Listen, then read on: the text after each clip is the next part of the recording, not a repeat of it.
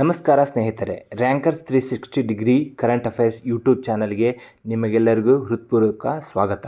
ಈ ವಾರದ weekly round up current affairs ಕಾರ್ಯಕ್ರಮದಲ್ಲಿ ನಾವು 10/5/2026ರಿಂದ 16/5/2026ರವರೆಗೆ ನಡೆದ ಪ್ರಮುಖ ರಾಷ್ಟ್ರೀಯ ಮತ್ತು ಅಂತಾರಾಷ್ಟ್ರೀಯ ಪ್ರಚಲಿತ ವಿದ್ಯಮಾನಗಳನ್ನು ಸರಳವಾಗಿ ಮತ್ತು ಪರೀಕ್ಷೆ ದೃಷ್ಟಿಯಿಂದ ತಿಳಿದುಕೊಳ್ಳೋಣ. ಈ ವಿಡಿಯೋ ವಿಶೇಷವಾಗಿ IAS, KAS, PDO, PSI, FDA, SDA, PC ಮತ್ತು ಇತರ ಸ್ಪರ್ಧಾತ್ಮಕ ಪರೀಕ್ಷೆಗಳಿಗೆ ಸಿದ್ಧತೆ ನಡೆಸುತ್ತಿರುವ ವಿದ್ಯಾರ್ಥಿಗಳಿಗೆ ಉಪಯುಕ್ತವಾಗಿದೆ.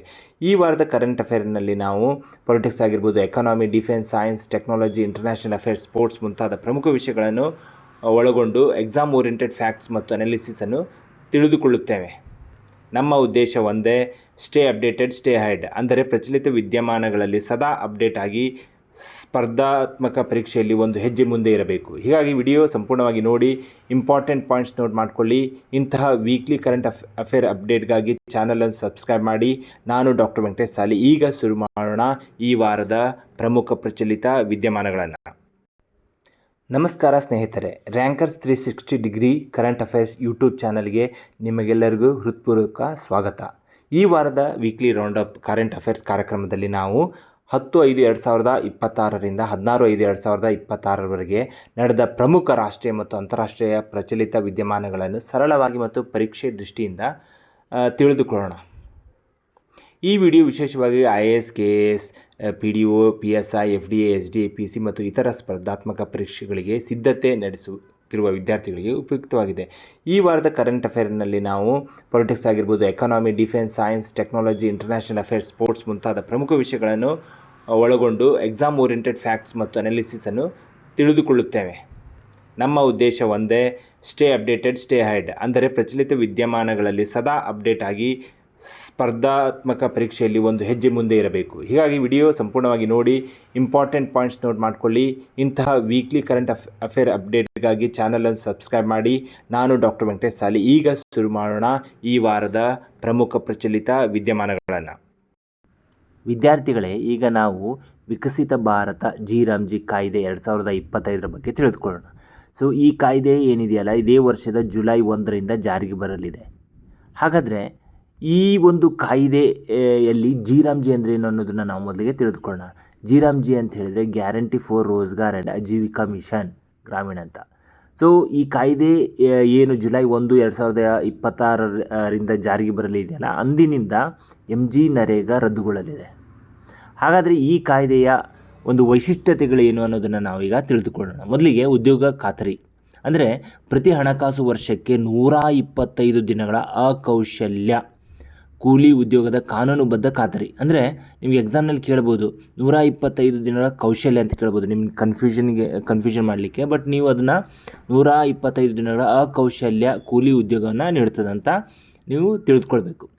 ಅದಾದಮೇಲೆ ನಿರುದ್ಯೋಗ ಭತ್ಯೆ. ಅಂದರೆ 15 ದಿನಗಳೊಳಗೆ ನಿಮಗೆ ಉದ್ಯೋಗ ಸಿಗದೇ ಇದ್ದರೆ ನಿರುದ್ಯೋಗ ಭತ್ಯೆಯನ್ನು ರಾಜ್ಯ ಸರ್ಕಾರವೇ ಪಾವತಿಸಬೇಕು. ಹಾಗಾದರೆ ದರ ಎಷ್ಟು?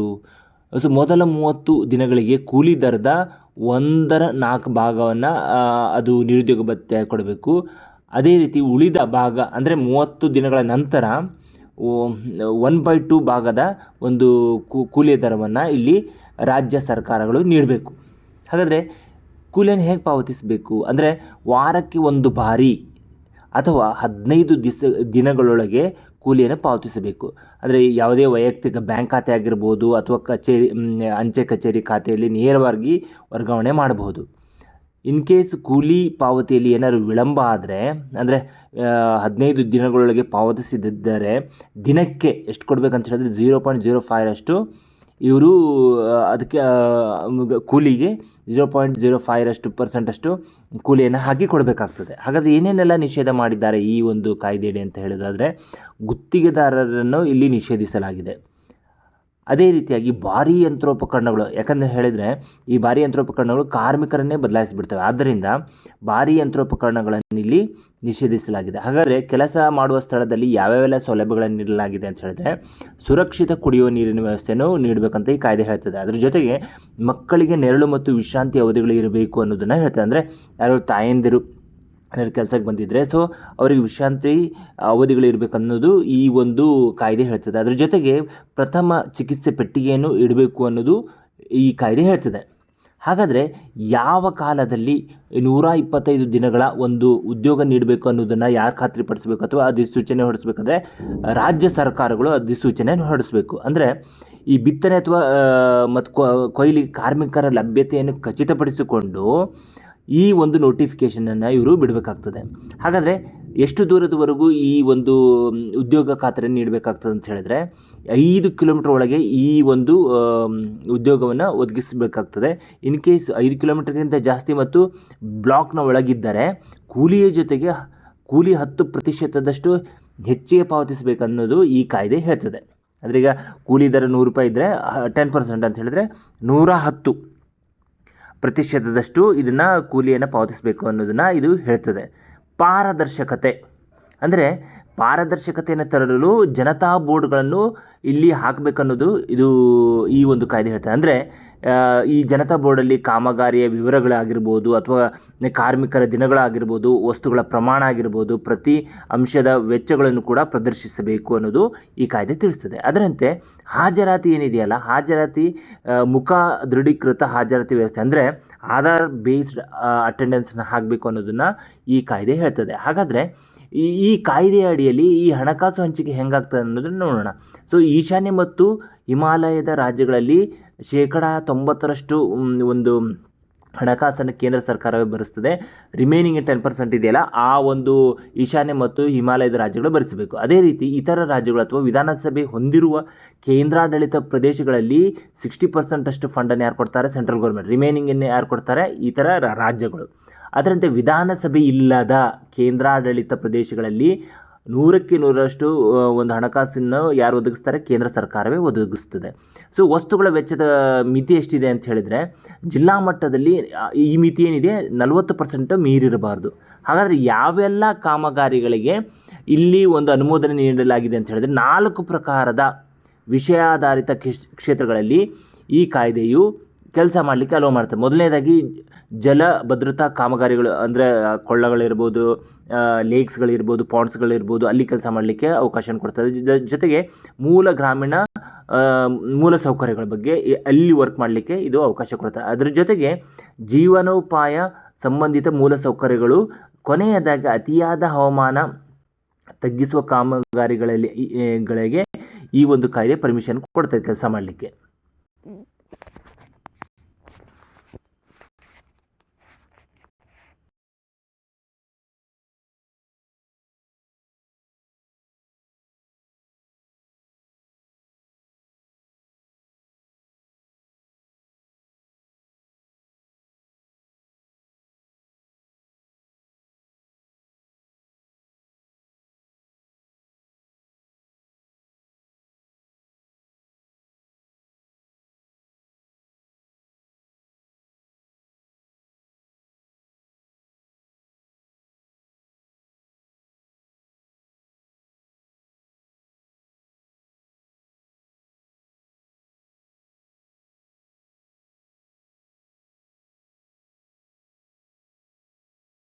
ವಿದ್ಯಾರ್ಥಿಗಳೇ, ನಾವೀಗ PM ಮಿತ್ರ ಪಾರ್ಕ್ಗಳ ಬಗ್ಗೆ ನೋಡೋಣ. ಅಂದರೆ ಮೇ 10, 2026ರಂದು ತೆಲಂಗಾಣದ ವಾರಂಗಲ್ನಲ್ಲಿ ಭಾರತದ ಮೊದಲ ಸಂಪೂರ್ಣ ಕಾರ್ಯಾಚರಣೆ PM ಮಿತ್ರ ಪಾರ್ಕ್ ಉದ್ಘಾಟನೆಯನ್ನು ನಮ್ಮ ಪ್ರಧಾನಮಂತ್ರಿಗಳು ಮಾಡಿದರು. ಹಾಗಾದರೆ PM ಮಿತ್ರ ಅಂದರೆ ಏನು ಅನ್ನೋದನ್ನು ಫಸ್ಟಿಗೆ ನಾವು ತಿಳಿದುಕೊಳ್ಳೋಣ. ಸೊ PM ಮಿತ್ರ ಅಂತ ಹೇಳಿದರೆ PM integrated textile region and apparel ಅಂತ. ಇದಾದ ಮೇಲೆ ಇದು 5F ಫ್ರೇಮ್ವರ್ಕ್ನಲ್ಲಿ ಕಾರ್ಯವನ್ನು ನಿರ್ವಹಿಸ್ತದೆ. ಅಂತ ಹೇಳಿದರೆ ಮೊದಲನೇ F ಅಂತ ಹೇಳಿದರೆ ಫಾರ್ಮ್, ಎರಡನೇದು ಅಂತ ಹೇಳಿದರೆ ಫೈಬರ್, ನೆಕ್ಸ್ಟ್ ಅಂತ ಹೇಳಿದರೆ ಫ್ಯಾಕ್ಟ್ರಿ, ಅದಾದಮೇಲೆ ಫ್ಯಾಷನ್, ಅದಾದಮೇಲೆ ಫಾರಿನ್. ಅಂತ ಹೇಳಿದರೆ ಕೃಷಿ, ನಾರು, ಕಾರ್ಖಾನೆ, ಫ್ಯಾಷನ್ ಮತ್ತು ವಿದೇಶ. ಅಂದರೆ ಕಚ್ಚಾ ವಸ್ತುವಿನಿಂದ ಹಿಡಿದು ರಫ್ತು ಆಗುವವರೆಗೂ ಟೆಕ್ಸ್ಟೈಲ್ನ ಎಲ್ಲ ಮೌಲ್ಯಾಧಾರಿತ ಸರಪಳಿಗಳನ್ನು ಇದು ನಿರ್ಮಿಸ್ತದೆ. ಹಾಗಾದರೆ ಈ ಯೋಜನೆಗೆ ಯಾವಾಗ ಅನುಮೋದನೆ ಸಿಕ್ಕಿತು? ಸೊ ಮಾರ್ಚ್ 2023ರಲ್ಲಿ ಸರ್ಕಾರವು 7 PM ಮಿತ್ರ ಪಾರ್ಕ್ಗಳಿಗೆ ಅನುಮೋದನೆ ನೀಡಿತು. ಹಾಗಾದರೆ ಆ 7 ಪಿ ಎಮ್ ಮಿತ್ರ ಪಾರ್ಕ್ಗಳು ಯಾವುದನ್ನೋದನ್ನು ನಾವು ನೋಡೋಣ. ಮೊದಲನೇದು ಅಂತ ಹೇಳಿದರೆ ತಮಿಳುನಾಡಿನ ವಿರುದುನಗರ್, ಎರಡನೇದು ಅಂತ ಹೇಳಿದರೆ ತೆಲಂಗಾಣದ ವಾರಂಗಲ್, ಮೂರನೇದು ಅಂತ ಹೇಳಿದ್ರೆ ಗುಜರಾತಿನ ನವಸಾರಿ, ನಾಲ್ಕನೇದು ಅಂತ ಹೇಳಿದರೆ ಕರ್ನಾಟಕದ ಕಲಬುರಗಿ, ಐದನೇದು ಅಂತ ಹೇಳಿದರೆ ಮಧ್ಯಪ್ರದೇಶದ ಧಾರ್, ಆರನೇದು ಉತ್ತರ ಪ್ರದೇಶದ ಲಕ್ನೋ, ಏಳನೇದು ಅಂತ ಹೇಳಿದರೆ ಮಹಾರಾಷ್ಟ್ರದ ಅಮರಾವತಿ. ಆದರೆ ಈ 7ರಲ್ಲಿ ಮೊದಲ ಕಾರ್ಯಾಚರಣೆಗೊಂಡ ಪಿ ಎಮ್ ಮಿತ್ರ ಪಾರ್ಕ್ ಯಾವುದು ಅಂತ ಹೇಳಿದರೆ ವಾರಂಗಲ್. ಇದನ್ನು ಮೇ 10, 2026ರಂದು ಪ್ರಧಾನಮಂತ್ರಿಗಳು ಇದನ್ನು ಉದ್ಘಾಟನೆಯನ್ನು ಮಾಡ್ತಾರೆ. ಈ ಒಂದು ಪಿ ಎಮ್ ಮಿತ್ರ ಪಾರ್ಕ್ ಏನಿದೆಯಲ್ಲ, ಇದು PIL ಯೋಜನೆಯಡಿಯಲ್ಲೂ ಕೂಡ ಈ ಸ್ಕೀಮನ್ನು ಕೂಡ ಇಲ್ಲಿ ಅಳವಡಿಕೆ ಮಾಡ್ಬೋದಾಗಿದೆ. ಈ ಒಂದು ಪಿ ಎಮ್ ಮಿತ್ರ ಯೋಜನೆಯಡಿಯಲ್ಲಿ ಒಟ್ಟು 7 ಮಿತ್ರ ಪಾರ್ಕ್ಗಳಲ್ಲಿ ಒಟ್ಟು ಹೂಡಿಕೆ ಆಸಕ್ತಿ ಇರುವುದಷ್ಟು ಅಂತ ಹೇಳಿದ್ರೆ 63,177 ಕೋಟಿಯಷ್ಟನ್ನು ಹೂಡಿಕೆ ಮಾಡಲಾಗುವುದು ಅಂತ ಅಂದಾಜಿಸಲಾಗಿದೆ. ಈ ಒಂದು ಯೋಜನೆ ಅಡಿಯಲ್ಲಿ 3 ಲಕ್ಷಕ್ಕೂ ಹೆಚ್ಚು ಜನರಿಗೆ ನೇರ ಮತ್ತು ಪರೋಕ್ಷ ಉದ್ಯೋಗಗಳು ಸಿಗ್ಬೋದು ಅಂತ ಅಂದಾಜು ಮಾಡಲಾಗಿದೆ. ಹಾಗಾದರೆ ಭಾರತೀಯ ಟೆಕ್ಸ್ಟೈಲ್ ಕ್ಷೇತ್ರದ ಮಹತ್ವ ಏನು ಅನ್ನೋದನ್ನು ನಾವು ತಿಳಿದುಕೊಳ್ಳೋಣ. ಭಾರತವು ವಿಶ್ವದ 6ನೇ ಅತಿ ದೊಡ್ಡ ಟೆಕ್ಸ್ಟೈಲ್ ಮತ್ತು ಅಪೆರಲ್ ರಫ್ತುದಾರ ದೇಶವಾಗಿದೆ. ನಾವು 2024-25ರಲ್ಲಿ ನೋಡೋದಾದರೆ $37.75 ಬಿಲಿಯನ್ನಷ್ಟು ವಹಿವಾಟು ಆಗಿದೆ. ಸೊ 200ಕ್ಕೂ ಹೆಚ್ಚು ಜಾಗತಿಕ ಮಾರುಕಟ್ಟೆಯಲ್ಲಿ ಭಾರತ ಉಪಸ್ಥಿತಿಯಲ್ಲಿದೆ. ಹಾಗಾದರೆ ಈ ಒಂದು ಪಿ ಎಮ್ ಮಿತ್ರ ಪಾರ್ಕ್ನ ಮುಖ್ಯ ಗುರಿಗಳು ಅಂತ ಹೇಳಿದರೆ ಲಾಜಿಸ್ಟಿಕ್ ವೆಚ್ಚವನ್ನು ಕಡಿಮೆ ಮಾಡೋದು ಅಂತ ಹೇಳಿದರೆ ಈ ಒಂದು ಸಂಚಾರಿ ವೆಚ್ಚವನ್ನು ಕಡಿಮೆ ಮಾಡೋದು, ಅದಾದ ಮೇಲೆ ಸ್ಪರ್ಧಾತ್ಮಕತೆಯನ್ನು ಹೆಚ್ಚಿಸುವುದು, ಅಂದರೆ ಭಾರತೀಯ ಟೆಕ್ಸ್ಟೈಲ್ ರಫ್ತನ್ನು ಸುಧಾರಿಸಲಿಕ್ಕೆ ಸ್ಪರ್ಧಾತ್ಮಕತೆಯನ್ನು ಹೆಚ್ಚಿಸುವುದು, ಅದಾದ ಮೇಲೆ ವರ್ಲ್ಡ್ ಕ್ಲಾಸ್ ಮೂಲಭೂತ ಸೌಕರ್ಯವನ್ನು ಈ ಒಂದು ಇದು ಟೆಕ್ಸ್ಟೈಲ್ ಮತ್ತು ಅಪೆರಲ್ಗೆ ಕ್ಷೇತ್ರಕ್ಕೆ ಒದಗಿಸುವುದು, ಕೊನೆಯದಾಗಿ FDIಯನ್ನು ಆಕರ್ಷಿಸುವುದು ಮತ್ತು ಈ ಇನ್ನೋವೇಷನ್ ಅಥವಾ ನಾವೀನ್ಯತೆಯನ್ನು ಉತ್ತೇಜನಗೊಳಿಸುವುದು ಕೂಡ ಈ ಒಂದು ಯೋಜನೆಯ ಮುಖ್ಯ ಉದ್ದೇಶವಾಗಿದೆ.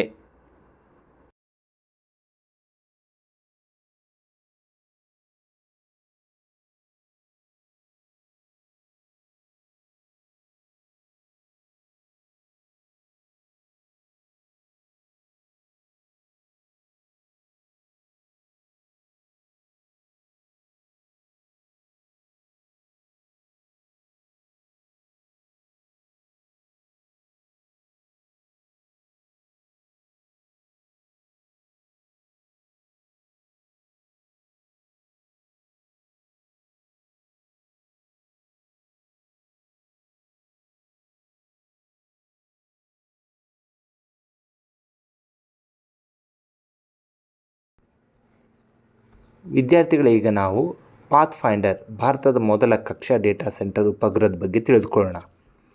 ಈ ಒಂದು ಉಪಗ್ರಹವನ್ನು ಬಾಹ್ಯಾಕಾಶ ತಂತ್ರಜ್ಞಾನ ಸ್ಟಾರ್ಟಪ್ ಆದಂತಹ ಪಿಕ್ಸೆಲ್ ಮತ್ತು AI ಸ್ಟಾರ್ಟಪ್ ಆಗಿರುವಂತಹ ಸರ್ವಮ್ ಸೇರಿ ಈ ಒಂದು ಪಾತ್ ಫೈಂಡರ್ ಡೇಟಾ ಸೆಂಟರ್ ಉಪಗ್ರಹವನ್ನು ವಿನ್ಯಾಸಗೊಳಿಸ್ತಾ ಇದ್ದಾರೆ ಮತ್ತು ಅಭಿವೃದ್ಧಿಗೊಳಿಸ್ತಾ ಇದ್ದಾರೆ. ಸೊ ಇದರ ನಿರೀಕ್ಷಿತ ಉಡಾವಣೆ ಯಾವಾಗ ಅಂತ ಹೇಳಿದ್ರೆ 2026ರ 4ನೇ ತ್ರೈಮಾಸಿಕದಲ್ಲಿ. ಈ ಉಡಾವಣೆಯನ್ನು ಒದಗಿಸುತ್ತಿರುವಂತಹ ಸಂಸ್ಥೆಗಳು ಯಾವುದು ಅಂತ ಹೇಳಿದ್ರೆ ಒಂದು ಇಸ್ರೋ ಆಗಿರ್ಬೋದು ಅಥವಾ SpaceX ಆಗಿರಬಹುದು. ಹಾಗಾದರೆ ಪಾತ್ ಫೈಂಡರ್ ಅಂದರೆ ಏನು ಅನ್ನೋದನ್ನು ಮೊದಲು ನೋಡೋಣ. ಇದು 200 kg ವರ್ಗದ ಉಪಗ್ರಹ ತಂತ್ರಜ್ಞಾನ ಪ್ರದರ್ಶಕವಾಗಿ ವಿನ್ಯಾಸಗೊಳಿಸಲಾಗಿದೆ. ಇದು ಡೇಟಾ ಸೆಂಟರ್ ಮಟ್ಟದ GPUs ಮತ್ತು ಹೈಪರ್ ಸ್ಪೆಕ್ಟ್ರಲ್ ಇಮೇಜಿಂಗ್ ಕ್ಯಾಮರಾಗಳನ್ನು ಒಳಗೊಂಡಿರ್ತದೆ. ಈಗ ನಾವು ಸಾಂಪ್ರದಾಯಿಕ ಅವುಗಳ ಬಗ್ಗೆ ತಿಳಿದುಕೊಳ್ಳೋಣ, ಅಂದರೆ ಡೇಟಾ ಸೆಂಟರ್ ಬಗ್ಗೆ. ಸೊ ಮೊದಲೇನಾಗ್ತದೆ ಅಂತ ಹೇಳಿದ್ರೆ ಕಚ್ಚಾ ಚಿತ್ರಗಳನ್ನು ಸೆರೆ ಹಿಡಿದು ಸ್ಯಾಟಲೈಟು ಭೂಮಿಗೆ ಕಳುಹಿಸುತ್ತದೆ. ಭೂಮಿಯಲ್ಲಿರುವಂತಹ ಡೇಟಾ ಸೆಂಟರ್ಗಳನ್ನು ಅದನ್ನು ಪ್ರಕ್ರಿಯೆಗೊಳಿಸ್ತವೆ ಮತ್ತು ವಿಶ್ಲೇಷಿಸ್ತವೆ ಮತ್ತು ಕ್ರಮವನ್ನು ಕೈಗೊಳ್ಳುತ್ತವೆ. ಇದರಿಂದ ಏನು ಸಮಸ್ಯೆ ಆಗುತ್ತೆ ಅಂತ ಹೇಳಿದ್ರೆ ಇದು ವಿಳಂಬವಾದಂತಹ ಒಂದು ಪ್ರಾಸೆಸ್ ಆಗಿರ್ತದೆ. ಈಗ ಪಾತ್ ಫೈಂಡರಲ್ಲಿ ಏನಾಗ್ತದೆ ಅಂತ ಹೇಳಿದ್ರೆ ಈ ಹೈಪರ್ ಸ್ಪೆಕ್ಟ್ರಲ್ ಚಿತ್ರಗಳನ್ನು ಸೆರೆ ಹಿಡಿದು AI ಮಾದರಿಗಳನ್ನು ಬಳಸಿ ಕಕ್ಷೆಯಲ್ಲಿಯೇ ನೇರವಾಗಿ ವಿಶ್ಲೇಷಿಸಲಾಗುತ್ತದೆ. ಫೈನಲ್ ಆಗಿ ಏನು ಮಾಡ್ತಾರೆ ಅಂತ ಹೇಳಿದರೆ ಮಾಹಿತಿಯನ್ನು ಭೂಮಿಗೆ ಕಳಿಸಲಾಗ್ತದೆ. ಸೊ ಹಾಗಾದರೆ ಇದರಿಂದ ಏನೇನು ಅಡ್ವಾಂಟೇಜಸ್ ಇದೆ ಅಂತ ಹೇಳಿದರೆ ಮೊದಲಿಗೆ ಸಮೃದ್ಧ ಸೌರಶಕ್ತಿಯ ಬಳಕೆಯನ್ನು ಇದು ಪಾತ್ಫೈಂಡರ್ ಮಾಡ್ಕೋಬೋದು. ಯಾಕಂದರೆ ಆಕಾಶದಲ್ಲೇ ಇರೋದ್ರಿಂದ ಸಮೃದ್ಧ ಸೌರಶಕ್ತಿಯ ಬಳಕೆಯನ್ನು ಮಾಡ್ಕೊಳ್ಬೋದು. ಇದ್ರ ಜೊತೆಗೆ ಆಳವಾದ ಬಾಹ್ಯಾಕಾಶದಲ್ಲಿ ಉಚಿತ ವಿಕಿರಣ ಶೀತಲೀಕರಣ ಅಂದರೆ -270 ಡಿಗ್ರಿ ಸೆಲ್ಸಿಯಸ್ವರೆಗೂ ಈ ಟೆಂಪ್ರೇಚರ್ ಕಡಿಮೆ ಇರೋದ್ರಿಂದ ಇದನ್ನದು ಬಳಸ್ಕೊಳ್ಬೋದು. ಅದರ ಜೊತೆಗೆ ಮಾಡ್ಯುಲರ್ ವಿನ್ಯಾಸದ ಮೂಲಕ ವಿಸ್ತೀರ್ಣ ಸಾಮರ್ಥ್ಯವನ್ನು ಇದು ಹೊಂದಿರ್ತದೆ. ಜೊತೆಗೆ ಬಾಹ್ಯಾಕಾಶ ಆಧಾರಿತ ಡೇಟಾ ಸೆಂಟರ್ಗೆ ಹತ್ತಿರವಾಗಿ ಕಾರ್ಯನಿರ್ವಹಿಸುತ್ತದೆ ಮತ್ತು ಅಗತ್ಯವನ್ನು ಇದು ಕಡಿಮೆ ಮಾಡ್ತದೆ. ಈಗ ನಾವು ಭೂಮಿ ಮೇಲಿರುವಂತಹ ಡೇಟಾ ಸೆಂಟರ್ಗಳಿಂದ ಆಗುವಂತಹ ಒಂದು ಡಿಸ್ಅಡ್ವಾಂಟೇಜಸ್ ಏನನ್ನೋದು ನೋಡೋಣ. ಇದಕ್ಕೆ ಅಪಾರ ಪ್ರಮಾಣದ ವಿದ್ಯುತ್ ಬಳಕೆ ಬೇಕಾಗ್ತದೆ. ಆಮೇಲೆ ಶೀತಲೀಕರಣಕ್ಕಾಗಿ ಹೆಚ್ಚಿನ ನೀರಿನ ಬಳಕೆ ಬೇಕಾಗ್ತದೆ. ಇದರ ಜೊತೆಗೆ ಭೂಮಿ ಮತ್ತು ಅದಕ್ಕೆ ಸಂಬಂಧಪಟ್ಟಂತಹ ಒಂದು ಇತಿಮಿತಿಗಳಿರ್ತವೆ. ಆಮೇಲೆ ಪರಿಸರದ ಮೇಲೆ ಇದು ಕೂಡ ಒಂದು ನೆಗೆಟಿವ್ ಇಂಪ್ಯಾಕ್ಟನ್ನು ಹೇರುತ್ತದೆ. ಇದ್ರ ಜೊತೆಗೆ ಈ ಪಾತ್ಫೈಂಡರಿಂದ ನಾವು ವಿದೇಶದಿಂದ ಅವಲಂಬನೆಯನ್ನು ಕಡಿಮೆ ಮಾಡ್ತೇವೆ ಒಂದು. ಹಾಗಾದರೆ ಈ ಪಾತ್ಫೈಂಡರಿಂದ ಇದರ ಅಡ್ವಾಂಟೇಜಸ್ ಏನು, ಉಪಯೋಗಗಳೇನು ಅಂತ ಹೇಳಿದರೆ, ಬೆಳೆ ರೋಗಗಳ ಆರಂಭಿಕ ಪತ್ತೆ ಹಚ್ಚಲು ಉಪಯುಕ್ತವಾಗಿದೆ. ಇದರ ಜೊತೆಗೆ ವಿಪತ್ತು ಪ್ರಕ್ರಿಯೆಗೆ ಸಂಬಂಧಿಸಿದಂತೆ ಇದು ಇನ್ಫಾರ್ಮೇಷನನ್ನು ಮೊದಲೇ ಕೊಡ್ತದೆ. ಇದರ ಜೊತೆಗೆ ಪರಿಸರ ಮೇಲ್ವಿಚಾರಣೆ ನಡೆಸಲು ಮತ್ತು ಸಂಪನ್ಮೂಲಗಳ ನಿರ್ವಹಣೆಗೆ ಇದು ಸಹಾಯ ಮಾಡ್ತದೆ. ಇದಾದ ಮೇಲೆ ಮೂಲ ಸೌಕರ್ಯಗಳ ಟ್ರ್ಯಾಕಿಂಗ್ ಕೂಡ ಇದು ಹೆಲ್ಪ್ ಮಾಡ್ತದೆ. ಹಾಗಾದರೆ ಈಗ ಪಿಕ್ಸೆಲ್ನ ಬೆಂಗಳೂರಿನಲ್ಲಿ ಬರಲಿರುವ ಮೆಗಾ ಪಿಕ್ಸೆಲ್ ಸೌಲಭ್ಯದಲ್ಲಿ ಇದನ್ನು ನಿರ್ಮಾಣ ಮಾಡಲಾಗ್ತದೆ. ಇದರ ಮುಖ್ಯ ಉದ್ದೇಶ ಅಂತ ಹೇಳಿದ್ರೆ ವರ್ಷಕ್ಕೆ 100 ಉಪಗ್ರಹಗಳನ್ನು ಉತ್ಪಾದನೆಯನ್ನು ಮಾಡುವಂತಹ ಒಂದು ಉದ್ದೇಶ ಅಥವಾ ಗುರಿಯನ್ನು ಹೊಂದಿದೆ. ಈ ತಂತ್ರಜ್ಞಾನದಿಂದ ಏನಾಗ್ತದೆ ಅಂತ ಹೇಳಿದರೆ ಇದು AI ಟೆಕ್ನಾಲಜಿಯನ್ನು ಬೆಳೆಸ್ಕೊಳ್ತದೆ. ಆಮೇಲೆ ಇದ್ರ ಜೊತೆಗೆ ವಿದ್ಯುತ್ ನಿರ್ವಹಣೆ ಹೇಗೆ ಮಾಡಲಾಗ್ತದೆ ಅನ್ನೋದನ್ನು ಇದು ಕೂಡ ಸ್ಟಡಿ ಮಾಡ್ತದೆ. ತಾಪಮಾನದ ಕಾರ್ಯಕ್ಷಮತೆಯ ಬಗ್ಗೆ ತಿಳಿದುಕೊಳ್ತದೆ. ಅದಾದ ಮೇಲೆ ಬಾಹ್ಯಾಕಾಶ ಪರಿಸರದ ಬಗ್ಗೆ ಕೂಡ ಇದು ಅಧ್ಯಯನ ಮಾಡ್ತದೆ. ಈ ಹಿಂದೆ ಎಕ್ಸಿಯಮ್ ಸ್ಪೇಸ್ ಇದು 2026 ಜನವರಿ 11ರಂದು ಎಕ್ಸಿಯಮ್ ಸ್ಪೇಸ್ ಮೊದಲ ಡೇಟಾ ಸೆಂಟರ್ ನೋಡ್ಸನ್ನು ಇದು ಲೋ ಅರ್ತ್ ಆರ್ಬಿಟಲ್ಲಿ ಉಡಾವಣೆ ಮಾಡಿದೆ. ಅದಾದ ಮೇಲೆ ಸ್ಪೇಸ್ ಎಕ್ಸ್ ಕೂಡ ಇದು ಎಲನ್ ಮಸ್ಕ್ ಅವರ ಸ್ಪೇಸ್ ಎಕ್ಸ್ 2025ರಲ್ಲಿ ಇದ್ರ ಬಗ್ಗೆ ಒಂದು ಏನಂತ ಹೇಳಿದರೆ ಕಲ್ಪನೆಯನ್ನು ಮುಂದಿಟ್ಟಿತು. ಗೂಗಲ್ ಅವರು ಸೌರಶಕ್ತಿ ಆಧಾರಿತ ಕಕ್ಷಾ ಕಂಪ್ಯೂಟರ್ ಸಿಸ್ಟಮ್ ಕುರಿತು ಅಧ್ಯಯನ ಮಾಡಿದರು. ಈಗ ಪಾತ್ಫೈಂಡರ್ ಒಂದು ಉದಯೋನ್ಮುಖ ಜಾಗತಿಕ ಸ್ಪರ್ಧೆಯಲ್ಲಿ ಭಾರತದ ಪ್ರವೇಶ ಆಗ್ತಾ ಇದೆ. ಎಸ್ಪೆಷಲಿ ಈ ಭಾರತದ ಇದು ಸ್ಪೇಸ್ ಡೇಟಾ ಸೆಂಟರ್ ಉಪಗ್ರಹ ಅಡಿಯಲ್ಲಿ.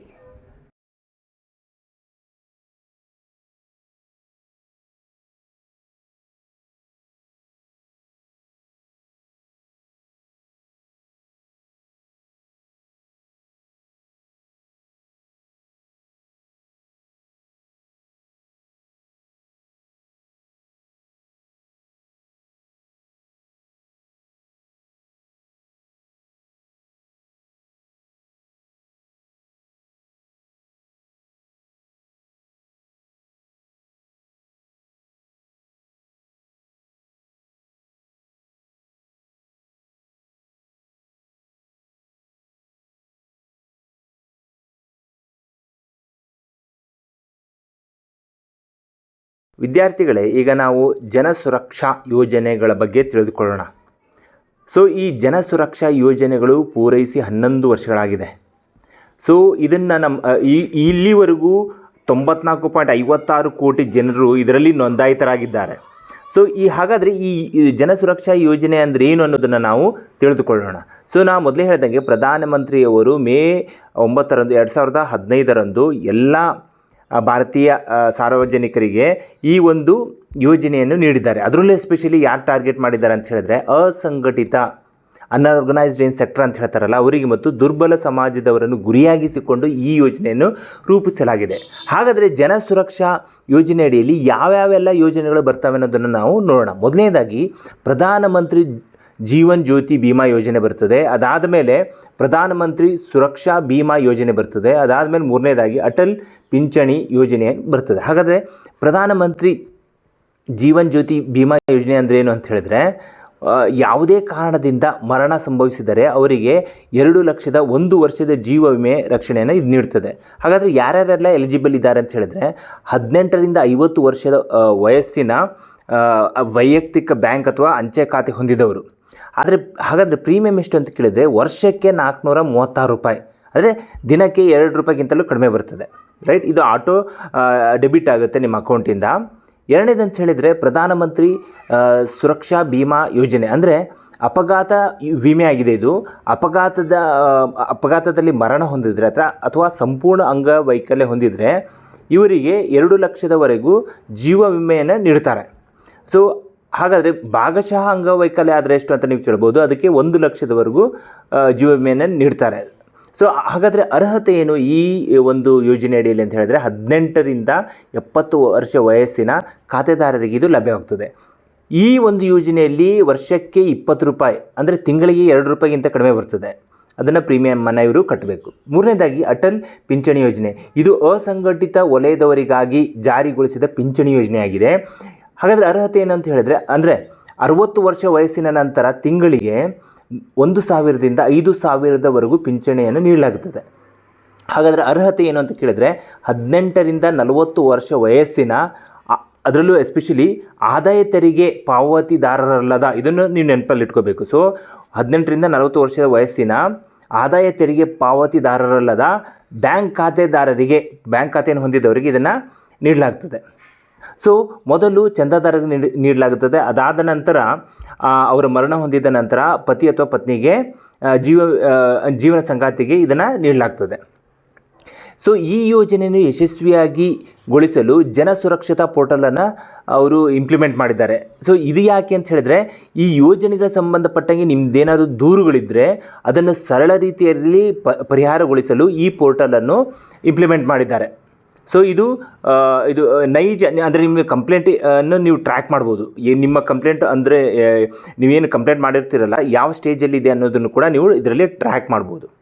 ಹಾಗಾದರೆ ಈ ಯೋಜನೆಯ ಪ್ರಚಾರ ಮತ್ತು ಜಾಗೃತಿ ಹೆಂಗೆ ಮಾಡ್ತಾ ಇದ್ದಾರೆ ಅಂತ ಹೇಳಿದರೆ, ಬ್ಯಾಂಕಿಂಗ್ ಜನಪ್ರತಿನಿಧಿಗಳ ಮೂಲಕ, ಆಶಾ ಕಾರ್ಯಕರ್ತೆಯರ ಮೂಲಕ ಮತ್ತು ದೂರದೂರಿಗೆ, ಅಂದರೆ ದೂರದ ಜನಗಣತಿ ಪ್ರದೇಶಗಳಿಗೂ ಮತ್ತು ಆಕಾಂಕ್ಷಿತ ಜಿಲ್ಲೆಗಳಲ್ಲಿ ಇದನ್ನು ಇಂಪ್ಲಿಮೆಂಟ್ ಮಾಡಲಿಕ್ಕೆ ಸರ್ಕಾರವು ಹಲವಾರು ಕ್ರಮಗಳನ್ನು ಕೈಗೊಂಡಿದೆ.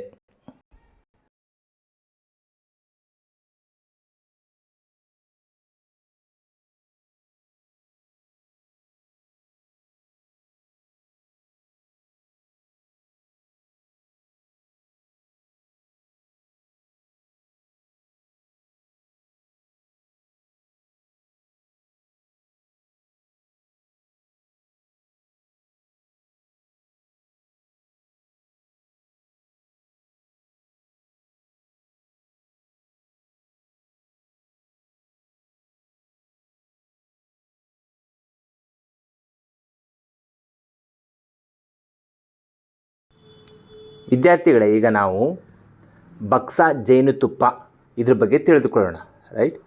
ಸೊ APEDA ಅಂದರೆ agricultural processed food products export development authority. ಇದು ಅಸ್ಸಾಂ ಜಿಲ್ಲೆಯ ಬಕ್ಸಾದಿಂದ ಅಮೇರಿಕಕ್ಕೆ 20 ಮೆಟ್ರಿಕ್ ಟನ್ ಅಷ್ಟು ODOP ಅಡಿಯಲ್ಲಿ ಜೇನುತುಪ್ಪವನ್ನು ಮೊದಲ ಬಾರಿಗೆ ರಫ್ತು ಮಾಡಿದೆ. ಸೊ ಅಮೇರಿಕಕ್ಕೆ 20 ಮೆಟ್ರಿಕ್ ಟನ್ನಷ್ಟು ಈ ಬಕ್ಸಾ ಜೇನುತುಪ್ಪವನ್ನು ರಫ್ತು ಮಾಡಲಾಗಿದೆ. ಯಾವುದರ ಅಡಿಯಲ್ಲಿ? ODOP ಅಡಿಯಲ್ಲಿ. ಸೊ ನಾವು ಮೊದಲಿಗೆ ಬಕ್ಸಾ ಜೇನುತುಪ್ಪದ ಬಗ್ಗೆ ತಿಳಿದುಕೊಳ್ಳೋಣ. ಅದಾದಮೇಲೆ ನಾವು ODOP ಬಗ್ಗೆ ತಿಳಿದುಕೊಳ್ಳೋಣ. ಸೊ ಬಕ್ಸಾ ಜೇನುತುಪ್ಪ ಏನಿದೆಯಲ್ಲ, ಅದು ಸಾವಯವ ಜೇನುತುಪ್ಪವಾಗಿದೆ. ಮೊದಲನೇದು, ಅನೇಕ ಸಮೃದ್ಧ ಪೋಷಕಾಂಶಗಳಿಂದ ಇದು ಕೂಡಿದೆ. ಇದರಲ್ಲಿ ಔಷಧೀಯ ಗುಣಗಳು ಕೂಡ ಇದ್ದಾವೆ. ಸೊ ಬೋಡೋ ಜನಾಂಗದಂತಹ ಸಮುದಾಯಗಳ ಇದು ಪರಂಪರೆಯ ಒಂದು ಆಧಾರಿತ ಉತ್ಪನ್ನವಾಗಿರ್ತದೆ. ನೀವು ಬೋಡೋ ಜನಾಂಗದ ಬಗ್ಗೆ ತಿಳಿದುಕೊಳ್ಬೇಕಾಗ್ತದೆ ವಿದ್ಯಾರ್ಥಿಗಳೇ. ಸೊ ಈ ಬೋಡೋ ಜನಾಂಗದ ಬಗ್ಗೆ ನೀವು ಸ್ವಲ್ಪ ಇನ್ಫಾರ್ಮೇಷನನ್ನು ಕಲೆಕ್ಟ್ ಮಾಡಬೇಕಾಗ್ತದೆ.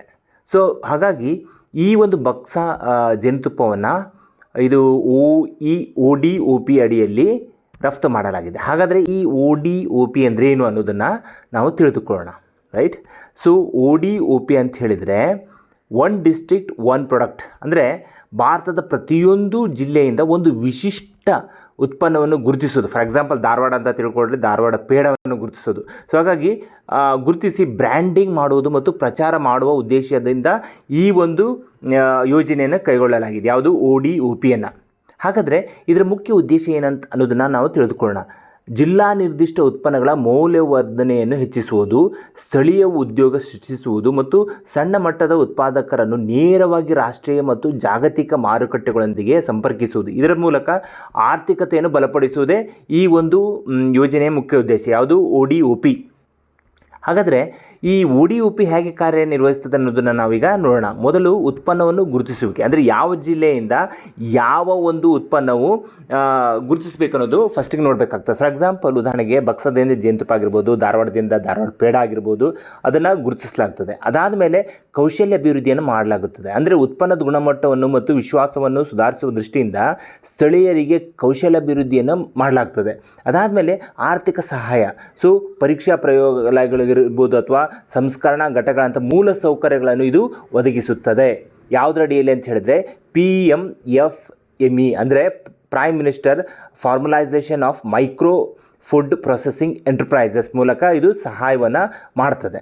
ಅದಾದಮೇಲೆ ಜಾಗತಿಕ ಬ್ರ್ಯಾಂಡಿಂಗ್ ಅಂತ ಹೇಳಿದರೆ ಈ ಒಂದು ವಸ್ತುವಿನ ಬಗ್ಗೆ ಜಾಗತಿಕ ಮಟ್ಟದಲ್ಲಿ ಬ್ರ್ಯಾಂಡಿಂಗನ್ನು ಮಾಡಲಾಗ್ತದೆ, ಅಂದರೆ ಪ್ರಚಾರ ಮಾಡಲಾಗ್ತದೆ. ಕೊನೆಯದಾಗಿ ಅಂತ ಹೇಳಿದರೆ ಆಕಾಂಕ್ಷಿ ಜಿಲ್ಲೆಗಳ ಮೇಲೆ ಗಮನವನ್ನು ಇಡಲಾಗ್ತದೆ. ಅಂತ ಹೇಳಿದರೆ ಆ ಒಂದು ಪ್ರದೇಶದ ಬೆಳವಣಿಗೆಯನ್ನು ಖಚಿತಪಡಿಸುವುದು ಮತ್ತು ಆ ಪ್ರದೇಶದಲ್ಲಿರುವಂತಹ ಒಂದು ವಸ್ತುವಿನ ಗುಣಮಟ್ಟವನ್ನು ಹೆಚ್ಚಿಸುವುದು. ಹೀಗೆ ಈ ಆಕಾಂಕ್ಷಿ ಜಿಲ್ಲೆಯ ಮೇಲೆ ಗಮನವನ್ನು ಇದು ಹರಿಸ್ತದೆ.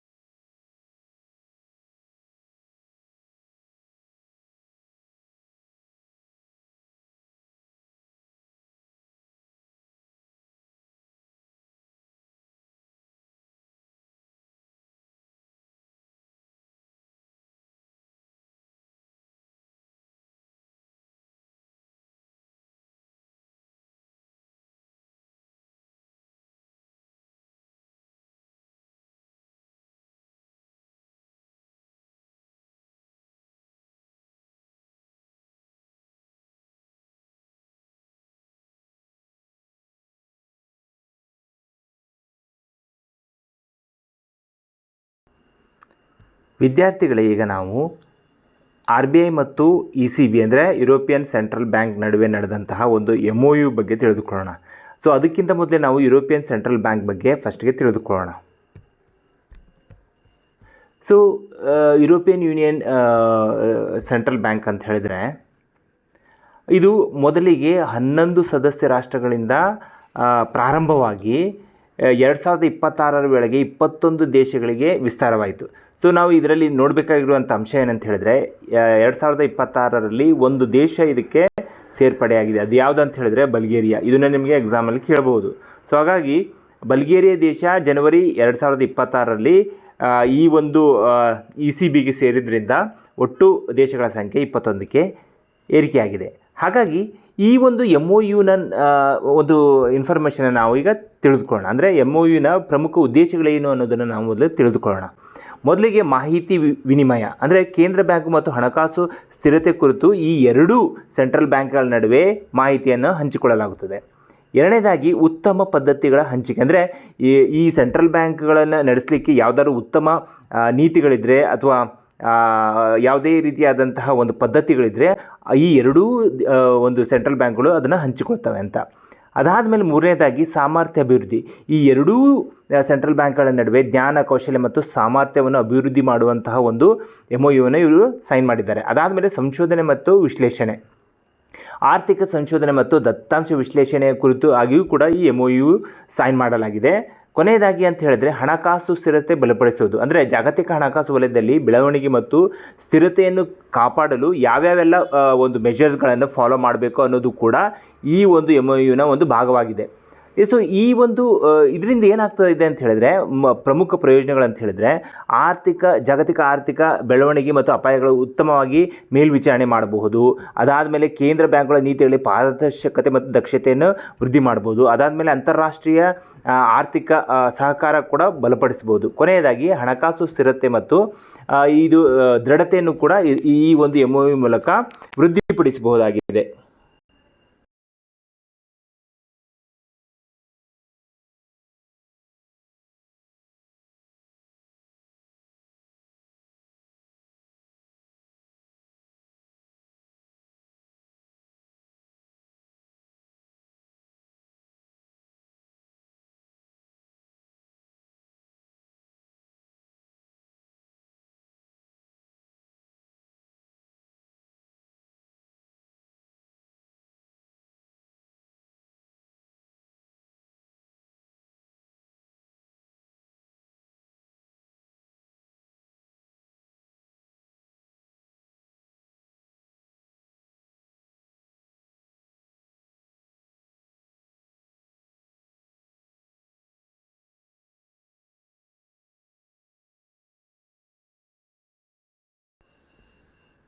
ವಿದ್ಯಾರ್ಥಿಗಳಿಗೆ ನಾವು ಬೈಗಾ ಜನಾಂಗದ ಬಗ್ಗೆ ತಿಳಿದುಕೊಳ್ಳೋಣ. ಸೊ ಛತ್ತೀಸ್ಗಢದ ಕಬೀರ್ಧಾಮ್ ಜಿಲ್ಲೆಯಲ್ಲಿ ಇತ್ತೀಚೆಗೆ ನಡೆದ ಪ್ರಮುಖ ಮಾನವ ಕಳ್ಳಸಾಗಣೆ ಮತ್ತು ಸಂಬಂಧಿತ ಕಾರ್ಮಿಕರ ಜಾಲದಿಂದ ಬೈಗಾ ಜನಾಂಗದ 13 ಮಕ್ಕಳನ್ನು ರಕ್ಷಿಸಲಾಯಿತು. ಸೊ ಆದ್ದರಿಂದ ನಾವು ಈ ಬೈಗಾ ಜನಾಂಗದ ಬಗ್ಗೆ ತಿಳಿದುಕೊಳ್ಳೋದು ಅತ್ಯಂತ ಅವಶ್ಯಕ, ರೈಟ್. ಸೊ ಹಾಗಾಗಿ ಮೊದಲಿಗೆ ನಾವು ಬೈಗಾ ಜನಾಂಗದ ಪರಿಚಯವನ್ನು ತಿಳಿದುಕೊಳ್ಳೋಣ. ಈ ಬೈಗಾ ಜನಾಂಗ ಮಧ್ಯ ಭಾರತದ ಒಂದು ಜನಾಂಗೀಯ ಗುಂಪಾಗಿದೆ. ಸೊ ಮಧ್ಯ ಭಾರತ ಅಂತ ಹೇಳಿದ್ರೆ ಇಲ್ಲಿ ಬರ್ತದೆ. ಸೊ ಇದು ಮಧ್ಯ ಭಾರತದ ಒಂದು ಜನಾಂಗೀಯ ಗುಂಪಾಗಿದೆ, ರೈಟ್. ಸೊ ಜನಾಂಗೀಯ ಗುಂಪಾಗಿದೆ ಮತ್ತು ಭಾರತ ಸರ್ಕಾರದಿಂದ ಇದನ್ನು ಪರ್ಟಿಕ್ಯುಲರ್ಲಿ ವಲ್ನರೇಬಲ್ ಟ್ರೈಬಲ್ ಗ್ರೂಪ್ಸ್ ಅಂದರೆ PVTGs ಅಂತ ಹೇಳ್ತಾರೆ. ವೆರಿ ವೆರಿ ಇಂಪಾರ್ಟೆಂಟ್ ಕ್ವಶನ್, ಇದು ಕೇಳಬಹುದು. ಸೊ ಹಾಗಾಗಿ ಬೈಗಾ ಜನಾಂಗವನ್ನು PVTGs ಅಂತ ಕರೀತಾರೆ. ಬೈಗಾ ಅಂತ ಹೇಳಿದರೆ ಔಷಧೀಯ ಮನುಷ್ಯ ಅಂತ ಅರ್ಥ. ಸೊ ಇದು ಮಧ್ಯಪ್ರದೇಶ ಮತ್ತು ಉತ್ತರ ಪ್ರದೇಶಗಳಂಥ ರಾಜ್ಯಗಳಲ್ಲಿ ಇವರನ್ನು ಶೆಡ್ಯೂಲ್ ಟ್ರೈಬ್ಸ್ ಅಂತ ವರ್ಗೀಕರಿಸಲಾಗ್ತದೆ.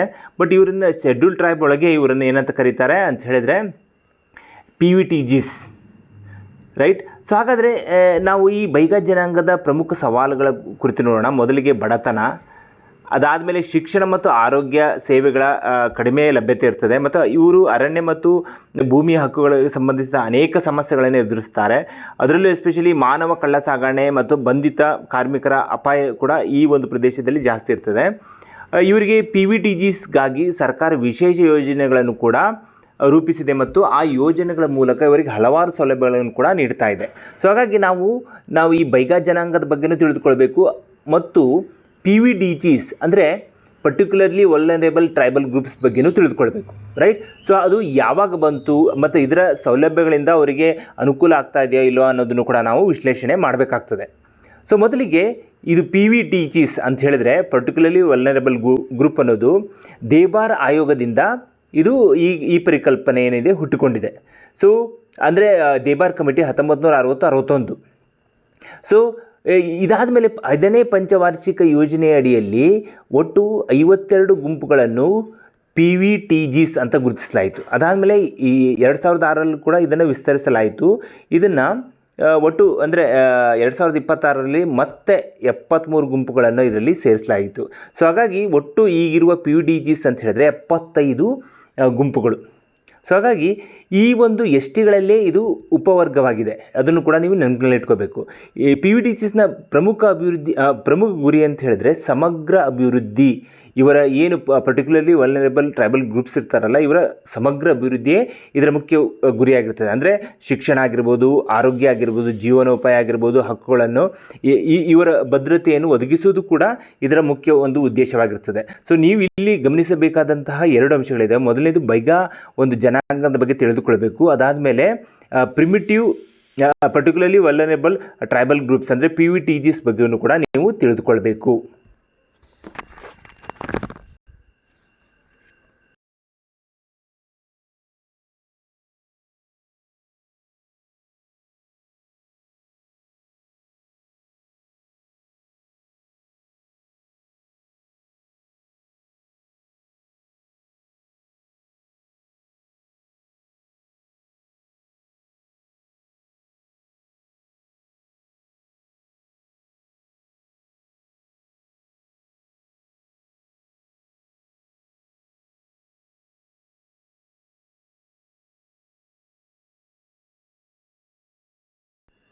ವಿದ್ಯಾರ್ಥಿಗಳೇ, ಈಗ ನಾವು ಕೂನೋ ರಾಷ್ಟ್ರೀಯ ಉದ್ಯಾನವನದ ಬಗ್ಗೆ ಅಂದರೆ ಕೂನೋ ನ್ಯಾಷನಲ್ ಪಾರ್ಕ್ ಬಗ್ಗೆ ತಿಳಿದುಕೊಳ್ಳೋಣ. ಸೊ ಇದು ಏಕೆ ಸುದ್ದಿಯಲ್ಲಿದೆ ಅಂತ ಹೇಳಿದರೆ, ಇದು ಮಧ್ಯಪ್ರದೇಶದ ಕೂನೋ ನ್ಯಾಷನಲ್ ಪಾರ್ಕ್ ಇದೆಯಲ್ಲ, ಇಲ್ಲಿ 2 ಚಿರತೆಗಳನ್ನು ಕಾಡಿಗೆ ಬಿಡಲಾಯಿತು. ಸೊ ಇದು ಪ್ರಾಜೆಕ್ಟ್ ಚೀತಾದ ಇನ್ನೊಂದು ಮೈಲುಗಲ್ಲಾಗಿದೆ, ರೈಟ್. ಹಾಗಾದರೆ ಪ್ರಾಜೆಕ್ಟ್ ಚೀತಾದಡಿಯಲ್ಲಿ ನಾವು ಏನೇನೆಲ್ಲ ಸಾಧನೆಯನ್ನು ಮಾಡಿದ್ದೇವೆ ಅಂತ ಹೇಳಿದರೆ, ಇದರ ಅಡಿಯಲ್ಲಿ ಒಟ್ಟು ಚಿರತೆಗಳ ಸಂಖ್ಯೆ 57ಕ್ಕೆ ಏರಿದೆ. ಇದಲ್ಲದೆ 70 ವರ್ಷಗಳ ಅಳಿವಿನ ನಂತರ ಚಿರತೆಗಳನ್ನು ಏಷ್ಯಾಕ್ಕೆ ಮರುಪರಿಚಯಿಸಿದ ಐತಿಹಾಸಿಕ ಒಂದು ಯೋಜನೆ ಅಂತ ಇದನ್ನು ಕೂಡ ಕರೀತಾರೆ. ಹಾಗಾದರೆ ಕೂನೋ ಏಕೆ ವಿಶೇಷತೆಯನ್ನು ಪಡೆದಿದೆ ಅಂತ ಹೇಳಿದ್ರೆ, ಇದು ವಿಶ್ವದ ಮೊದಲ ಖಂಡದ ದೊಡ್ಡ ಬೆಕ್ಕುಗಳ ಅಂದರೆ ಈ ಚೀತಾಸ್ ಆಗಿರ್ಬೋದು, ಟೈಗರ್ಸ್ ಆಗಿರ್ಬೋದು ಸ್ಥಳಾಂತರ ಯೋಜನೆಯ ಸ್ಥಳವಾಗಿದೆ. ಇದು ಪ್ರಮುಖ ವನ್ಯಜೀವಿ ತಾಣವಾಗಿದೆ. ಹಾಗಾದರೆ ಇದು ಹುಲ್ಲುಗಾವಲು ಅರಣ್ಯ ಪರಿಸರ ವ್ಯವಸ್ಥೆಯನ್ನು ಹೊಂದಿದೆ ಮತ್ತು ಜೊತೆಗೆ ಜೀವ ವೈವಿಧ್ಯ ರಕ್ಷಣೆಗೆ ಇದು ಮಹತ್ವದ ಪ್ರದೇಶವಾಗಿ ಕೂಡ ಆಗಿದೆ. ನಾವು ಈಗ ಈ ಕೂನೋ ನ್ಯಾಷನಲ್ ಪಾರ್ಕಿನ ಬಗ್ಗೆ ತಿಳಿದುಕೊಳ್ಳೋದಾದರೆ ಇದು 1981ರಲ್ಲಿ 350 ಚದರ ಕಿಲೋಮೀಟರ್ ವಿಸ್ತೀರ್ಣ ಹೊಂದಿರುವಂತಹ ಅಭಯಾರಣ್ಯವಾಗಿ ಸ್ಥಾಪನೆಯಾಯಿತು. ಇದನ್ನು 2018ರಲ್ಲಿ ರಾಷ್ಟ್ರೀಯ ಉದ್ಯಾನವನ್ನಾಗಿ ಮೇಲುದರ್ಜೆಗೆ ಏರಿಸಲಾಯಿತು. ಪ್ರಸ್ತುತ ಇದು 748 ಚದರ ಕಿಲೋಮೀಟರ್ ಶುದ್ಧ ಅರಣ್ಯ ಪ್ರದೇಶವನ್ನು ಹೊಂದಿದೆ. ಇದು 1235 ಚದರ ಕಿಲೋಮೀಟರ್ ವನ್ಯಜೀವ ವಿಭಾಗವನ್ನು ಹೊಂದಿದೆ. ಸೊ ಸಂಕ್ಷಿಪ್ತ ಮಾಹಿತಿ ಅಂತ ಹೇಳಿದೆ, ಇದು ಕೂನೋ ನ್ಯಾಷನಲ್ ಪಾರ್ಕು ಮಧ್ಯಪ್ರದೇಶದಲ್ಲಿದೆ. ಇದು ಪ್ರಾಜೆಕ್ಟ್ ಚೀತಾವನ್ನು ಇಂಪ್ಲಿಮೆಂಟ್ ಮಾಡುವಂತಹ ಒಂದು ಪ್ರಮುಖ ರಾಷ್ಟ್ರೀಯ ಉದ್ಯಾನವನ ಆಗಿದೆ. ಈ ಒಟ್ಟು ಚಿರತೆಗಳ ಸಂಖ್ಯೆ 57 ಇದೆ. ಸೊ ಇದನ್ನು 2018ರಲ್ಲಿ ರಾಷ್ಟ್ರೀಯ ಉದ್ಯಾನವನಾಗಿ ಮೇಲ್ದರ್ಜೆಗೆ ಏರಿಸಲಾಗಿತ್ತು. ಇದು ಮೂಲ ಅಭಯಾರಣ್ಯ ಆಗಿದ್ದುದು 1981ರಲ್ಲಿ. ಆಮೇಲೆ ಇನ್ನೊಂದು ವಿಶೇಷತೆ ಏನಂತ ಹೇಳಿದರೆ, ಏಷ್ಯಾಟಿಕ್ ಸಿಂಹಗಳಿಗೆ ಭವಿಷ್ಯದ ವಾಸಸ್ಥಳವಾಗಿದೆ ಇದು.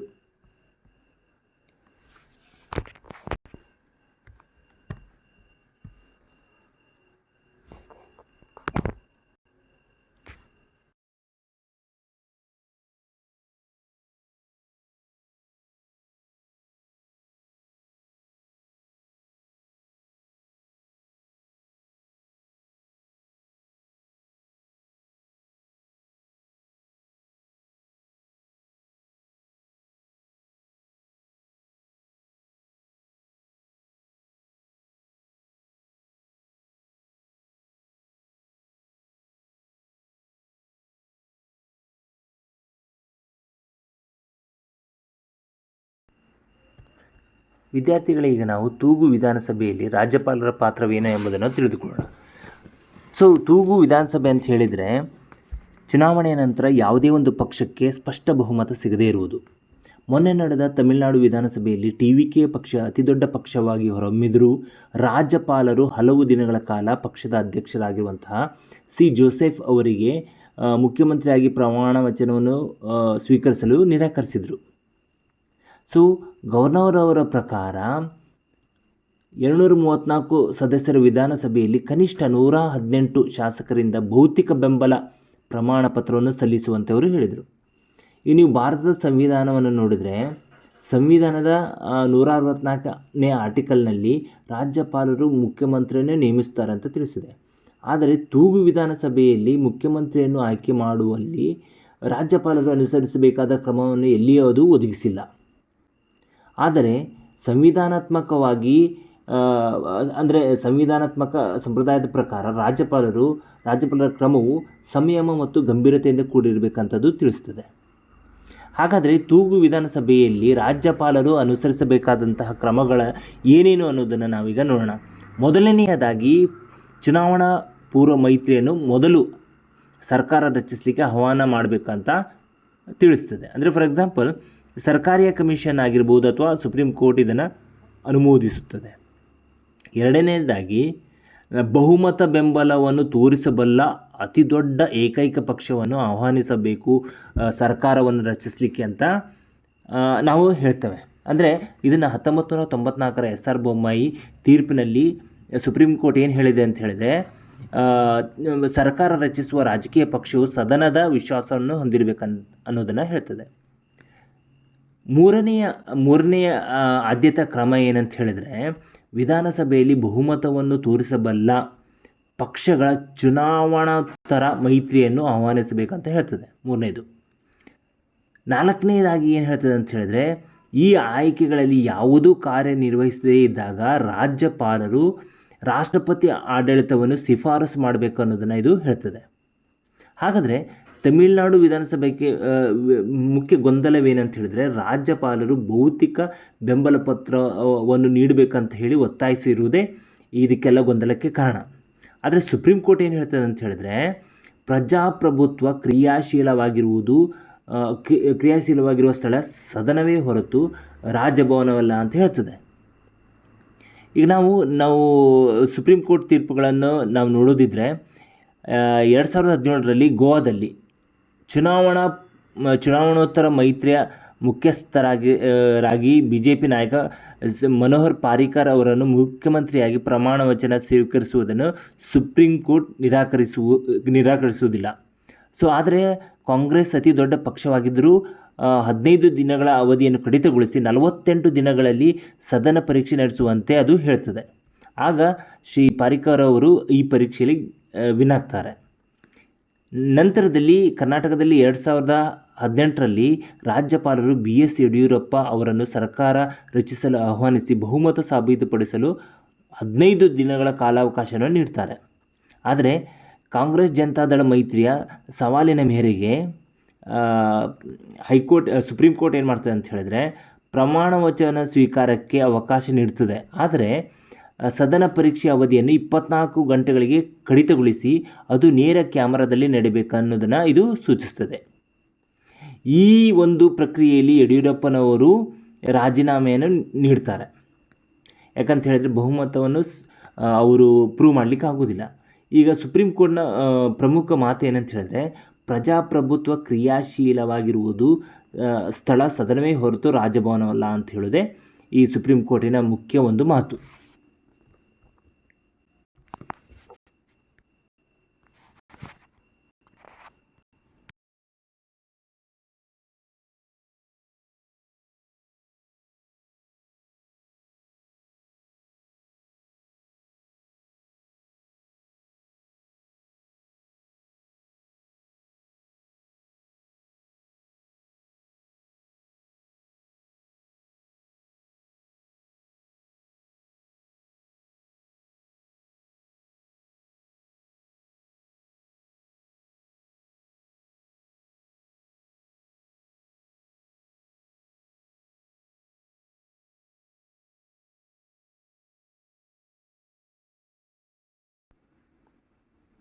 ವಿದ್ಯಾರ್ಥಿಗಳೀಗ ನಾವು ಶೇಷ್ನಾಗ್ 150 ಇದ್ರ ಬಗ್ಗೆ ತಿಳಿದುಕೊಳ್ಳೋಣ. ಅಂದರೆ ಭಾರತದಲ್ಲಿ ಅಭಿವೃದ್ಧಿಪಡಿಸಲಾಗುತ್ತಿರುವ ದೀರ್ಘ ಶ್ರೇಣಿಯ ಸ್ವಾಮ್ ಅಟ್ಯಾಕ್ ಡ್ರೋನ್, ಅಂದರೆ ಗುಂಪು ದಾಳಿ ಮಾಡುವಂತಹ ಡ್ರೋನ್ಗಳಿವು. ಇದನ್ನು ಅಭಿವೃದ್ಧಿಪಡಿಸಿರುವಂಥ ಸಂಸ್ಥೆ ಯಾವುದಂತ ಹೇಳಿದರೆ new space research and technology NRT. So ಇದು AI ಆಧಾರಿತ ಮಾನವರಹಿತ ವ್ಯವಸ್ಥೆಯಾಗಿದೆ. ಇದು ಸ್ವಾಮ್ ರೋಬೋಟಿಕ್ ಮೇಲೆ ಗಮನ ಹರಿಸುತ್ತದೆ. ಇದು ಮಾನವರಹಿತ ವ್ಯವಸ್ಥೆಗಳ ಅಭಿವೃದ್ಧಿಯಲ್ಲಿ ಮುಂಚೂಣಿಯಲ್ಲಿದೆ. ಈಗ ಇದರ ಸ್ವಭಾವ ಏನಂತ ಹೇಳಿದರೆ ಕೊಲ್ಯಾಬರೇಟಿವ್ ಸ್ವಾಮ್ ಡ್ರೋನ್ ಅಂತ ಹೇಳಿದರೆ, ಅಂದರೆ ಇದು ಗುಂಪು ದಾಳಿ ಮಾಡುವಂಥ ಡ್ರೋನ್ ಆಗಿರುತ್ತದೆ. ಮತ್ತು ಇವು ಪ್ರತಿಯೊಂದು ಡ್ರೋನ್ಗಳು ತಮ್ಮ ನಡುವೆ ಒಂದು ಸಮನ್ವಯವನ್ನು ಸಾಧಿಸಿ ಅಟ್ಯಾಕನ್ನು ಮಾಡ್ತವೆ. ತಮ್ಮ ಒಳಗೆ ಇನ್ಫಾರ್ಮೇಷನನ್ನು ಶೇರ್ ಮಾಡಿಕೊಂಡು ಇವು ಅಟ್ಯಾಕ್ ಮಾಡ್ತವೆ. ಯಾಕಂತ ಹೇಳಿದರೆ ಇವು AI ಆಧಾರಿತ ಆಗಿರುವಂತಹ ಒಂದು ಡ್ರೋನ್ಗಳಾಗಿರ್ತವೆ. ಇದು ಇವುಗಳ ಗುರಿ ನಿಖರವಾಗಿರ್ತದೆ. ಹಾಗಾದರೆ ತಾಂತ್ರಿಕ ವಿವರಗಳಂತ ಹೇಳಿದರೆ ಇದರ ತೂಕ, ಅಂದರೆ ಪ್ರತಿಯೊಂದು ಶೇಷ್ನಾಗ್ ತೂಕ ಎಷ್ಟಿರ್ತದೆ ಅಂತ ಹೇಳಿದ್ರೆ 150 kg ಇರ್ತದೆ.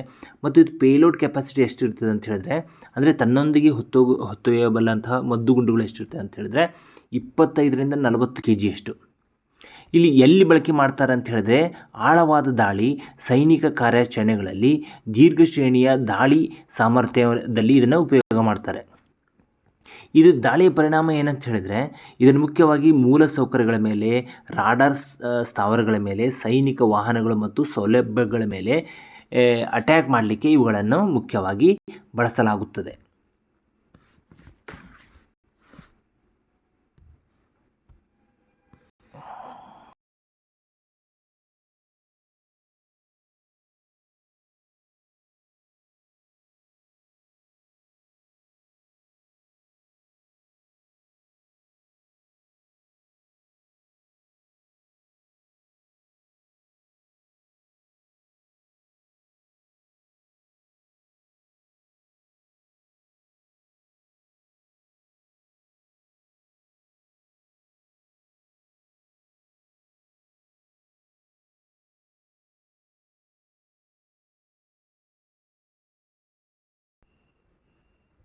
ವಿದ್ಯಾರ್ಥಿಗಳೇ, ಈಗ ನಾವು ಭಾರತದ ಮುಖ್ಯ ನ್ಯಾಯಮೂರ್ತಿಗಳು ಮೇ 11, 2026ರಂದು 2 ಪ್ರಮುಖ ಡಿಜಿಟಲ್ ಉಪಕ್ರಮಗಳನ್ನು ಘೋಷಿಸಿದರು. ಹಾಗಾದರೆ ಆ 2 ಮುಖ್ಯ ಉಪಕ್ರಮಗಳು ಯಾವುದು ಅನ್ನೋದನ್ನು ಈಗ ನಾವು ನೋಡೋಣ. ಮೊದಲನೇದಾಗಿ ಒನ್ ಕೇಸ್ ಒನ್ ಡೇಟಾ, ಎರಡನೇದಾಗಿ AI ಚಾಟ್ಬೋಟ್ ಸುಸಹಾಯ್.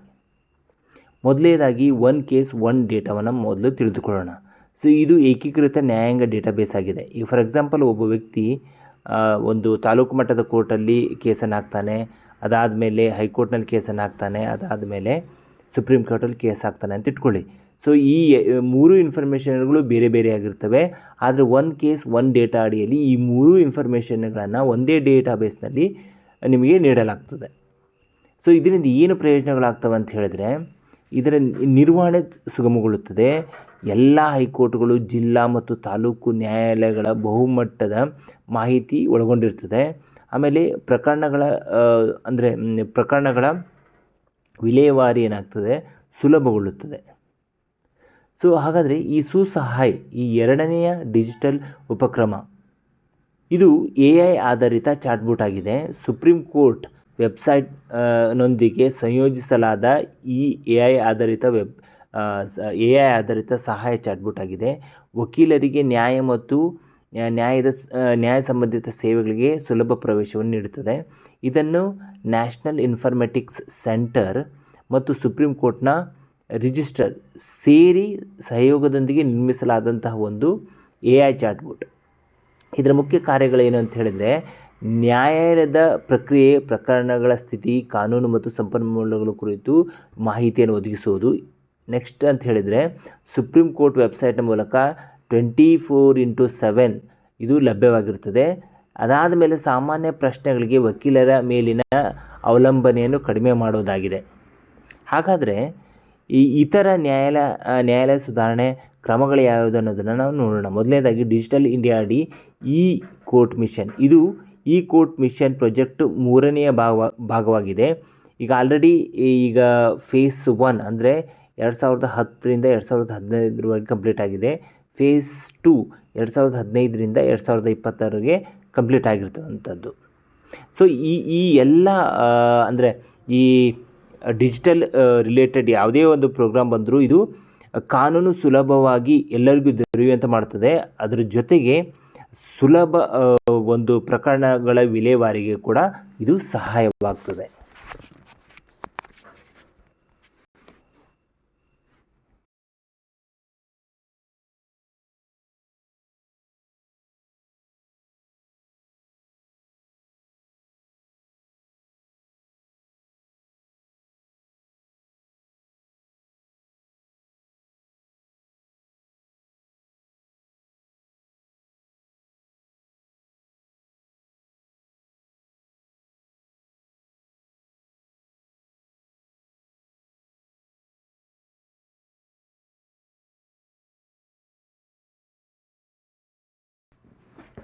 ವಿದ್ಯಾರ್ಥಿಗಳೀಗ ನಾವು ಪಾಶ್ ಕಾಯ್ದೆ 2013 ಬಗ್ಗೆ ತಿಳಿದುಕೊಳ್ಳೋಣ. ಇದು ಕೆಲಸದ ಸ್ಥಳದಲ್ಲಿ ಲೈಂಗಿಕ ಕಿರುಕುಳದ ವಿರುದ್ಧ ಒಂದು ಕಾನೂನಾಗಿದೆ. ಸೊ ಇದು ಸುಪ್ರೀಂ ಕೋರ್ಟ್ ಜನವರಿ 2026ರಂದು ಈ ಪಾಶ್ ಅನುಕರಣೆಯನ್ನು ಪರಿಶೀಲಿಸಿತು. ಹಾಗಾದರೆ ಈ ಪಾಶ್ ಕಾಯ್ದೆ 2013ರ ಹಿನ್ನೆಲೆಯನ್ನು ನೋಡೋಣ. ವಿಶಾಖ ಮಾರ್ಗಸೂಚಿಗಳು 1997, ಬನ್ವರಿ ದೇವಿ ಪ್ರಕರಣದ ನಂತರ ಸುಪ್ರೀಂ ಕೋರ್ಟ್ ನೀಡಿದ ಮಾರ್ಗಸೂಚಿಗಳಿವು. ಪಾಶ್ ಕಾಯ್ದೆ 2013 ಡಿಸೆಂಬರ್ 9, 2013ರಂದು ಜಾರಿಗೊಳಿಸಲಾಯಿತು. ಇದು ವಿಶಾಖ ಮಾರ್ಗಸೂಚಿಯನ್ನು ಬದಲಿಸಿತು. ಹಾಗಾದರೆ ಈ ಒಂದು ಪಾಶ್ ಕಾಯ್ದೆಯಲ್ಲಿ ಇರುವಂತಹ ಪ್ರಮುಖ ನಿಯಮಗಳನ್ನು ಕುರಿತು ನಾವು ನೋಡೋಣ. ಮೊದಲನೆಯದಾಗಿ ಅನ್ವಯಿಕೆ. ಅಂದರೆ ಈ ಪಾಶ್ ಕಾಯ್ದೆ ಪ್ರತಿಯೊಂದು ಕೆಲಸ ಸ್ಥಳಕ್ಕೆ ಅನ್ವಯಿಸುತ್ತದೆ. ಅದು ಸರ್ಕಾರಿ ಆದರೂ ಆಗಿರ್ಬೋದು, ಖಾಸಗಿ ಆದರೂ ಆಗಿರ್ಬೋದು, NGO ಆದರೂ ಆಗಿರ್ಬೋದು, ಅಥವಾ ಗೃಹ ಕಾರ್ಯ ಕೂಡ ಆಗಿರ್ಬೋದು. ಎರಡನೇದಾಗಿ ಆಂತರಿಕ ಸಮಿತಿಯನ್ನು ರಚಿಸಬೇಕು. ಅಂದರೆ 10 ಅಥವಾ ಅದಕ್ಕಿಂತ ಹೆಚ್ಚು ಉದ್ಯೋಗಿಗಳಿರುವಂತಹ ಸಂಸ್ಥೆಗಳಿಗೆ ಇದು ಕಡ್ಡಾಯ. ಯಾವುದು? ಆಂತರಿಕ ಸಮಿತಿಯನ್ನು ರಚಿಸೋದು. ಈ ರಚನೆಯಲ್ಲಿ ಅಂದರೆ ಈ ಒಂದು ಸಮಿತಿಯಲ್ಲಿ ಹಿರಿಯ ಮಹಿಳೆ ಅಧ್ಯಕ್ಷರಾಗಿರಬೇಕು. ಅದಾದ ಮೇಲೆ 2 ಸದಸ್ಯರಿರಬೇಕು. ಒಬ್ಬ ಬಾಹ್ಯ ಸದಸ್ಯರು, ಅವರು NGO ಅಥವಾ ಕಾನೂನು ತಜ್ಞರಾಗಿರಬಹುದು. ಈಗ ಸ್ಥಳೀಯ ಸಮಿತಿ, ಇದು ಆಂತರಿಕ ಸಮಿತಿ ಬೇರೆ, ಇದು ಸ್ಥಳೀಯ ಸಮಿತಿನೂ ಅಂದರೂ ಬೇರೆ. ಅಂದರೆ 10ಕ್ಕಿಂತ ಕಡಿಮೆ ಉದ್ಯೋಗಿಗಳಿರುವ ಸಂಸ್ಥೆಗಳಿಗೆ ಅಥವಾ ದೂರು ಸ್ವತಃ ಉದ್ಯೋಗದಾತರ ಮೇಲಿದ್ದರೆ ಜಿಲ್ಲಾಧಿಕಾರಿಯಿಂದ ಇದು ರಚಿಸಲ್ಪಡುತ್ತದೆ. ಹಾಗಾದರೆ ದೂರು ಸಲ್ಲಿಸುವ ಅವಧಿ ಏನು ಅಂತ ನೀವು ಕೇಳ್ಬೋದು. ಘಟನೆ ನಡೆದ ದಿನಾಂಕದಿಂದ 3 ತಿಂಗಳೊಳಗೆ ದೂರು ಸಲ್ಲಿಸಬೇಕು. ಇದನ್ನು ಇನ್ನೂ 3 ತಿಂಗಳವರೆಗೂ ವಿಸ್ತರಿಸಬಹುದು. ಅದಾದ ಮೇಲೆ ವಿಚಾರಣೆಯ ಅವಧಿ. ಆಂತರಿಕ ಸಮಿತಿಯು 90 ದಿನಗಳೊಳಗೆ ವಿಚಾರಣೆಯನ್ನು ಪೂರ್ಣಗೊಳಿಸಬೇಕು. ಅದಾದ ಮೇಲೆ 90 ದಿನಗಳೊಳಗೆ ಮೇಲ್ಮನವಿ ಪ್ರಾಧಿಕಾರಕ್ಕೆ ಮೇಲ್ಮನವಿಯನ್ನು ಸಲ್ಲಿಸಬಹುದು. ಸೊ ಈ ಎಲ್ಲ ಅಂಶಗಳನ್ನು ಅನುಸರಿಸದಿದ್ದರೆ 50,000ವರೆಗೂ ದಂಡವನ್ನು ವಿಧಿಸಬಹುದು. ಇದು ಮರುಕಳಿಸಿದರೆ ಅಥವಾ ಉಲ್ಲಂಘನೆ ಮಾಡಿದರೆ ದಂಡ ದ್ವಿಗುಣಗೊಂಡು ಆ ಒಂದು ಸಂಸ್ಥೆಯ ಪರವಾನಗಿ ಅಥವಾ ನೋಂದಣಿಯನ್ನು ರದ್ದುಪಡಿಸಲಾಗುತ್ತದೆ.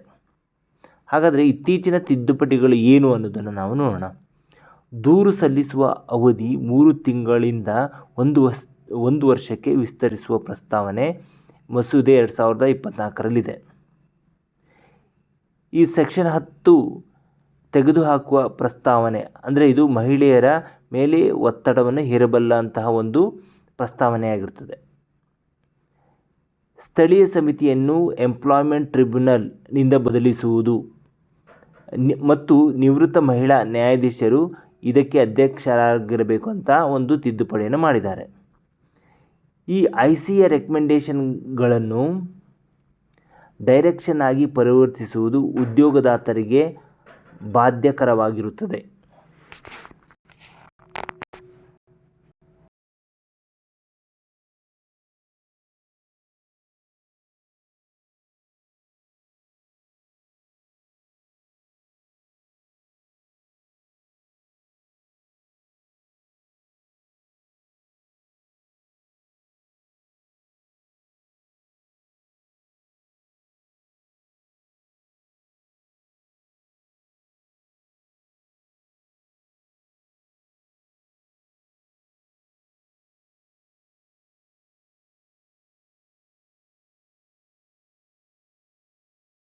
ವಿದ್ಯಾರ್ಥಿಗಳೀಗ ನಾವು ಭಾರತ ಮತ್ತು ವಿಯೆಟ್ನಾಂ ದೇಶಗಳ ನಡುವಿನ ಸಂಬಂಧದ ಬಗ್ಗೆ ತಿಳಿದುಕೊಳ್ಳೋಣ. ವಿಯೆಟ್ನಾಮಿನ ಅಧ್ಯಕ್ಷರು ಇದೇ ವರ್ಷದ ಮೇ 5ರಿಂದ 7ರವರೆಗೆ ಭಾರತಕ್ಕೆ ಭೇಟಿಯನ್ನು ನೀಡಿದರು. ಇದೇ ಸಂದರ್ಭದಲ್ಲಿ ಈ ಎರಡೂ ದೇಶಗಳು ತಮ್ಮ ನಡುವಿನ ಸಂಬಂಧವನ್ನು ECSPಗೆ ಮೇಲ್ದರ್ಜೆಗೇರಿಸಿದೆ. ಹಾಗಾದರೆ ECSP ಅಂತ ಹೇಳಿದರೆ enhanced comprehensive strategic partnership. So ಈ ECSP ಅಡಿಯಲ್ಲಿ ಒಟ್ಟು 13 MOUಗಳನ್ನು ಮತ್ತು ಹಲವಾರು ಒಪ್ಪಂದಗಳಿಗೆ ಸಹಿಯನ್ನು ಹಾಕಲಾಯಿತು. ಹಾಗಾದರೆ ಈ ಎರಡೂ ದೇಶಗಳ ನಡುವಿನ ವ್ಯಾಪಾರ ಸಂಬಂಧ ಹೇಗಿದೆ ಎಂಬುದನ್ನು ಮೊದಲು ನಾವು ತಿಳಿದುಕೊಳ್ಳೋಣ. ಸೊ ಆರ್ಥಿಕ ಮತ್ತು ವ್ಯಾಪಾರ ಗುರಿಗಳು. ಸೊ ಪ್ರಸ್ತುತದಲ್ಲಿ ಈ ಎರಡೂ ದೇಶಗಳು $16 ಬಿಲಿಯನ್ ವ್ಯಾಪಾರ ವಹಿವಾಟನ್ನು ಮಾಡ್ತಾ ಇದ್ದಾವೆ. ಸೊ ಇದನ್ನು 2030ರ ವೇಳೆಗೆ $25 ಬಿಲಿಯನ್ ತಲುಪಿಸುವ ಗುರಿಯನ್ನು ನಿಗದಿಪಡಿಸಲಾಗಿದೆ. ಸೊ ಭಾರತದ ಮಾರುಕಟ್ಟೆಯಲ್ಲಿ ವಿಯೆಟ್ನಾಮಿನ 2 ಹಣ್ಣುಗಳು ಅಂದರೆ ಡುರಿಯನ್ ಮತ್ತು ಪೊಮೆಲೊ ಹಣ್ಣುಗಳನ್ನು ಮುಕ್ತವಾಗಿ ತೆರೆಯಲಾಯಿತು. ಅದರಂತೆ ವಿಯೆಟ್ನಾಂನ ಮಾರುಕಟ್ಟೆಯಲ್ಲಿ ಭಾರತದ ದ್ರಾಕ್ಷಿ ಮತ್ತು ದಾಳಿಂಬೆಗಳಿಗೆ ಮುಕ್ತ ಪ್ರವೇಶವನ್ನು ನೀಡಲಾಯಿತು.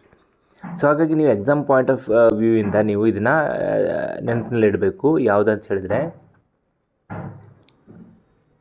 ವಿಯೆಟ್ನಾಮಿನ ಡುರಿಯನ್ ಹಣ್ಣು ಮತ್ತು ಪೊಮೆಲೊ ಹಣ್ಣುಗಳ ಕುರಿತು ಸ್ವಲ್ಪ ನೀವು ತಿಳಿದುಕೊಳ್ಳೋದು ಉತ್ತಮ.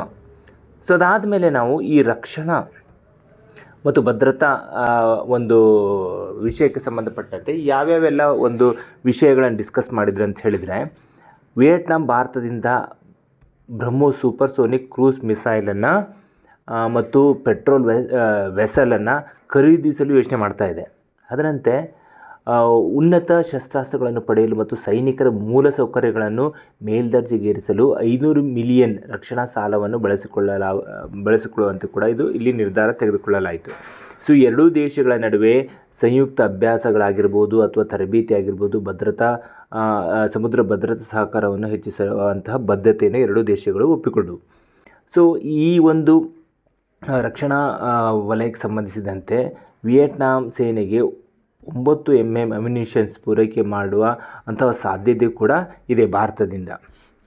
ಈ ತಂತ್ರಜ್ಞಾನ ಮತ್ತು ಡಿಜಿಟಲ್ ಸಂಪರ್ಕಕ್ಕೆ ನೋಡಿದರೆ ಈ ಫಿನ್ಟೆಕ್ ಆಗಿರ್ಬೋದು ಅಂತ ಹೇಳಿದರೆ ಡಿಜಿಟಲ್ ವ್ಯವಹಾರವನ್ನು ಉತ್ತೇಜಿಸಲು ಭಾರತದ UPI ಅನ್ನು ವಿಯೆಟ್ನಾಂನಲ್ಲಿ ಬಳಸಿಕೊಳ್ಳುವಂಥ ಒಪ್ಪಂದವನ್ನು ಮಾಡಲಾಯಿತು. ಅದರಂತೆ ಆರ್ಟಿಫಿಷಿಯಲ್ ಇಂಟೆಲಿಜೆನ್ಸ್ ಆಗಿರ್ಬೋದು, 6G ಆಗಿರ್ಬೋದು, ಕಂಡಕ್ಟರ್ಸ್ ಆಗಿರ್ಬೋದು, ರೇರ್ ಅರ್ತ್ ಮಟೀರಿಯಲ್ಸ್ ಆಗಿರ್ಬೋದು, ಈ ಎಲ್ಲ ಹೊಸ ಕ್ಷೇತ್ರಗಳಲ್ಲಿ ಎರಡೂ ದೇಶಗಳ ನಡುವೆ ಒಡಂಬಡಿಕೆಯನ್ನು ಮಾಡಲಾಯಿತು. ಅದರಂತೆ ಬಾಹ್ಯಾಕಾಶ ಮತ್ತು ಅಣುಶಕ್ತಿಯ ಕುರಿತಾಗಿಯೂ ಕೂಡ.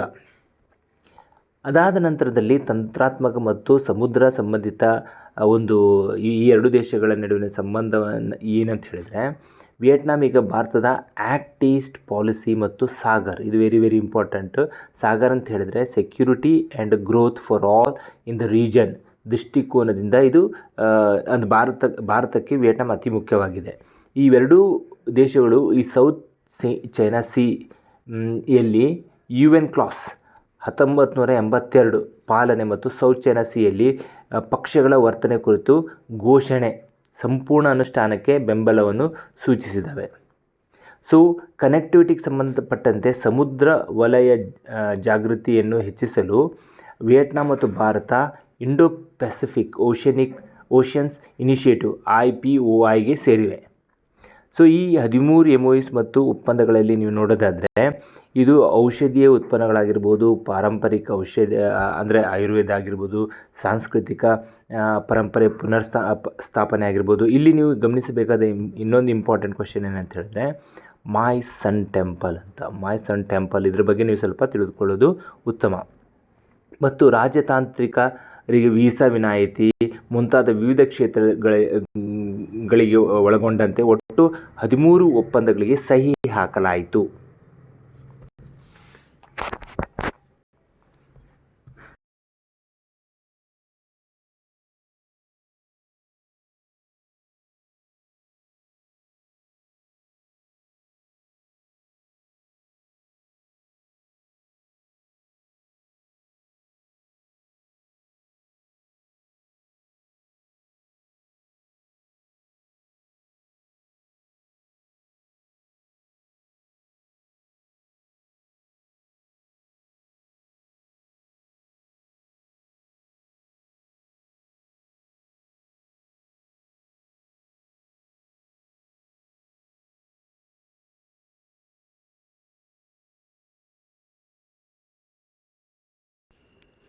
ವಿದ್ಯಾರ್ಥಿಗಳೀಗ ನಾವು ಸೇಹತ್ ಮಿಷನ್ ಬಗ್ಗೆ ತಿಳಿದುಕೊಳ್ಳೋಣ. ಕೃಷಿ, ಪೌಷ್ಟಿಕತೆ ಮತ್ತು ಸಾರ್ವಜನಿಕ ಆರೋಗ್ಯದ ನಡುವಿನ ಅಂತರವನ್ನು ಕಡಿಮೆ ಮಾಡಲು ವಿನ್ಯಾಸಗೊಳಿಸಲಾದ ಪ್ರಮುಖ ರಾಷ್ಟ್ರೀಯ ಮಿಷನ್ ಇದಾಗಿದೆ. ಹಾಗಾದರೆ ಈ ಒಂದು ಸೇಹತ್ ಮಿಷನ್ ಅಡಿಯಲ್ಲಿ ಭಾಗವಹಿಸುವಂಥ ಸಂಸ್ಥೆಗಳಂತ ಹೇಳಿದರೆ, ಮೊದಲನೇದಾಗಿ Indian Council of Agriculture Research ಅಂದರೆ ICAR, ಇದು ಕೃಷಿ ಮತ್ತು ರೈತರ ಕಲ್ಯಾಣ ಸಚಿವಾಲಯದ ಅಡಿಯಲ್ಲಿ ಬರ್ತದೆ. ಎರಡನೇದಾಗಿ Indian Council of Medical Research ಅಂದರೆ ICMR, ಇದು ಆರೋಗ್ಯ ಮತ್ತು ಕುಟುಂಬ ಕಲ್ಯಾಣ ಸಚಿವಾಲಯದ ಅಡಿಯಲ್ಲಿ ಬರ್ತದೆ. ಹಾಗಾದರೆ ಈ ಒಂದು ಮಿಷನಿನ ಮುಖ್ಯ ಉದ್ದೇಶ ಏನಂತ ಹೇಳಿದರೆ, ಅಂದರೆ ಗುರಿ ಏನಂತ ಹೇಳಿದರೆ, ಆರೋಗ್ಯಕರ ಆಹಾರ, ಆರೋಗ್ಯಕರ ಕೃಷಿ ಮತ್ತು ಆರೋಗ್ಯಕರ ಭಾರತವನ್ನು ವೈಜ್ಞಾನಿಕ ಚೌಕಟ್ಟನ್ನು ನಿರ್ಮಿಸುವುದಾಗಿದೆ. ಎರಡನೇದಾಗಿ ಇದು ವೆರಿ ವೆರಿ ಇಂಪಾರ್ಟೆಂಟ್, ದೇಶದಲ್ಲಿ ಬೆಳೆದ ಆಹಾರವು ನೇರವಾಗಿ ರೋಗ ತಡೆಗಟ್ಟುವಿಕೆಗೆ ಮತ್ತು ಪೌಷ್ಟಿಕ ಭದ್ರತೆಗೆ ಕೊಡುಗೆ ನೀಡುವಂತೆ ಮಾಡೋದಾಗಿದೆ. ಹಾಗಾದರೆ ಈ ಒಂದು ಮಿಷನ್ನಿನ ಪ್ರಮುಖ ಲಕ್ಷಣಗಳನ್ನು ನಾವೀಗ ನೋಡೋಣ. ಮೊದಲನೇದಾಗಿ ಬೆಳೆಗಳ ಬಯೋಫೋರ್ಟಿಫಿಕೇಷನ್ ಅಂದರೆ ಜಿಂಕ್ ಮತ್ತು ಕಬ್ಬಿಣದಂತಹ ಅಗತ್ಯ ಸೂಕ್ಷ್ಮ ಪೌಷ್ಟಿಕಾಂಶಗಳಿಂದ ಸಮೃದ್ಧವಾಗಿರುವಂತಹ ಬೆಳೆ ಜಾತಿಗಳನ್ನು ಅಭಿವೃದ್ಧಿಪಡಿಸುವುದು ಮತ್ತು ಉತ್ತೇಜಿಸುವುದಾಗಿದೆ. ನಂತರದಲ್ಲಿ ಪರಂಪರಾಗತ ಧಾನ್ಯಗಳ ಉತ್ತೇಜನ ಅಂದರೆ ಹವಾಮಾನ ಪ್ರತಿರೋಧಕ ಮತ್ತು ಪೌಷ್ಟಿಕಾಂಶ ಸಮೃದ್ಧಿ ಸಿರಿಧಾನ್ಯಗಳನ್ನು ಅಭಿವೃದ್ಧಿಪಡಿಸುವುದು ಮತ್ತು ಉತ್ತೇಜಿಸುವುದಾಗಿದೆ. ಎರಡನೇದಾಗಿ ಸಂಯೋಜಿತ ಕೃಷಿ ವ್ಯವಸ್ಥೆಗಳು ಅಂದರೆ ಗ್ರಾಮೀಣ ಕುಟುಂಬಗಳು ಬೆಳೆ ಕೃಷಿಯನ್ನು ಪಶುಸಂಗೋಪನೆ ಆಗಿರ್ಬೋದು ಅಥವಾ ಮೀನುಗಾರಿಕೆ, ಜೇನು ಸಾಕಾಣಿಕೆಗಳೊಂದಿಗೆ ಸಂಯೋಗಿಸಲು ಪ್ರೋತ್ಸಾಹಿಸುವುದು. ಅನಂತರದಲ್ಲಿ ರೈತರ ಆರೋಗ್ಯ ಮತ್ತು ಸುರಕ್ಷತೆ, ಕೀಟನಾಶಕಗಳ ಮತ್ತು ರಾಸಾಯನಿಕಗಳಿಗೆ ಸಂಬಂಧಿಸಿದ ಅಪಾಯಗಳಿಂದ ರೈತರನ್ನು ರಕ್ಷಿಸುವ ವೈಜ್ಞಾನಿಕ ಹಸ್ತಕ್ಷೇಪ ಮಾಡುವುದು ಮತ್ತು ಜಾಗೃತಿ ಕಾರ್ಯಕ್ರಮಗಳನ್ನು ಮೂಡಿಸುವುದಾಗಿದೆ. ನಂತರದಲ್ಲಿ ಐದನೇದಾಗಿ NCDs ಅಂದರೆ ನಾನ್ ಕಮ್ಯುನಿಕಬಲ್ ಡಿಸೀಸ್ ಅಂದರೆ ಮಧುಮೇಹ ಆಗಿರ್ಬೋದು, BP ಆಗಿರ್ಬೋದು ಅಥವಾ ಕ್ಯಾನ್ಸರ್ ಆಗಿರ್ಬೋದು, ಇಂತಹ ರೋಗಗಳನ್ನು ತಡೆಗಟ್ಟಲು ಮತ್ತು ನಿರ್ವಹಿಸಲು ಔಷಧಿಯಂತೆ ಕಾರ್ಯನಿರ್ವಹಿಸಬಹುದಾದ ಆಹಾರ ಪರ್ಯಾಯಗಳನ್ನು ಸಂಶೋಧಿಸುವುದು ಮತ್ತು ಉತ್ತೇಜಿಸುವುದು. ಅನಂತರದಲ್ಲಿ ಒನ್ ಹೆಲ್ತ್ ಅಪ್ರೋಚ್ ಅಂದರೆ ವೈದ್ಯರು ಮತ್ತು ಕೃಷಿ ವಿಜ್ಞಾನಿಗಳು ಸಂಯುಕ್ತ ಯೋಜನೆಯ ಮೂಲಕ ಜನರು, ಪ್ರಾಣಿಗಳು ಮತ್ತು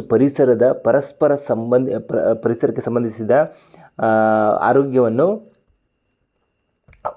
ಪರಿಹರಿಸುವುದು. ಅದಾದ ಮೇಲೆ ವೈಜ್ಞಾನಿಕ ಆಧಾರಿತ ನೀತಿ ಬೆಂಬಲ ಅಂದರೆ ಕೃಷಿ ನೀತಿಯನ್ನು ರಾಷ್ಟ್ರೀಯ ಪೌಷ್ಟಿಕತೆ ರಣತಂತ್ರಗಳೊಂದಿಗೆ ಹೊಂದಾಣಿಕೆ ಮಾಡಲು ನೈಜ ಸಮಯದ ಡ್ಯಾಶ್ಬೋರ್ಡ್ ಮತ್ತು ಸಂಶೋಧನಾ ಡೇಟಾಬೇಸ್ಗಳನ್ನು ಸೃಷ್ಟಿಸುವುದು. ಹಾಗಾದರೆ ಈ ಮಿಷನ್ನಿನ ಮುಖ್ಯ ಪ್ರಾಮುಖ್ಯತೆ ಏನಂತ ಹೇಳಿದ್ರೆ, ಜನರು ಏನು ತಿನ್ನಬೇಕು ಎಂಬುದರ ಆಧಾರದ ಮೇಲೆ ದೇಶವು ಏನು ಬೆಳೆಯಬೇಕು ಎಂಬುದನ್ನು ಗಮನಹರಿಸುತ್ತದೆ.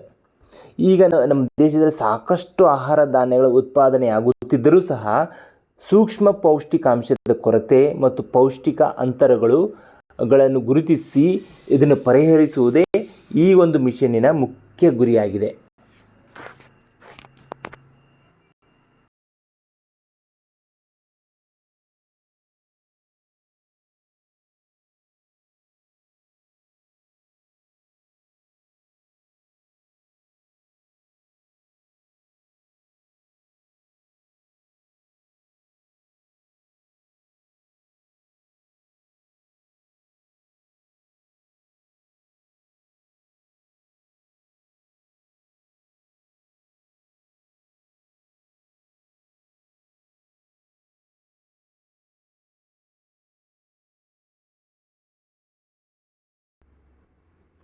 ವಿದ್ಯಾರ್ಥಿಗಳೇ, ಈಗ ನಾವು ರಾಷ್ಟ್ರೀಯ ತಂತ್ರಜ್ಞಾನ ದಿನದ ಬಗ್ಗೆ ತಿಳಿದುಕೊಳ್ಳೋಣ.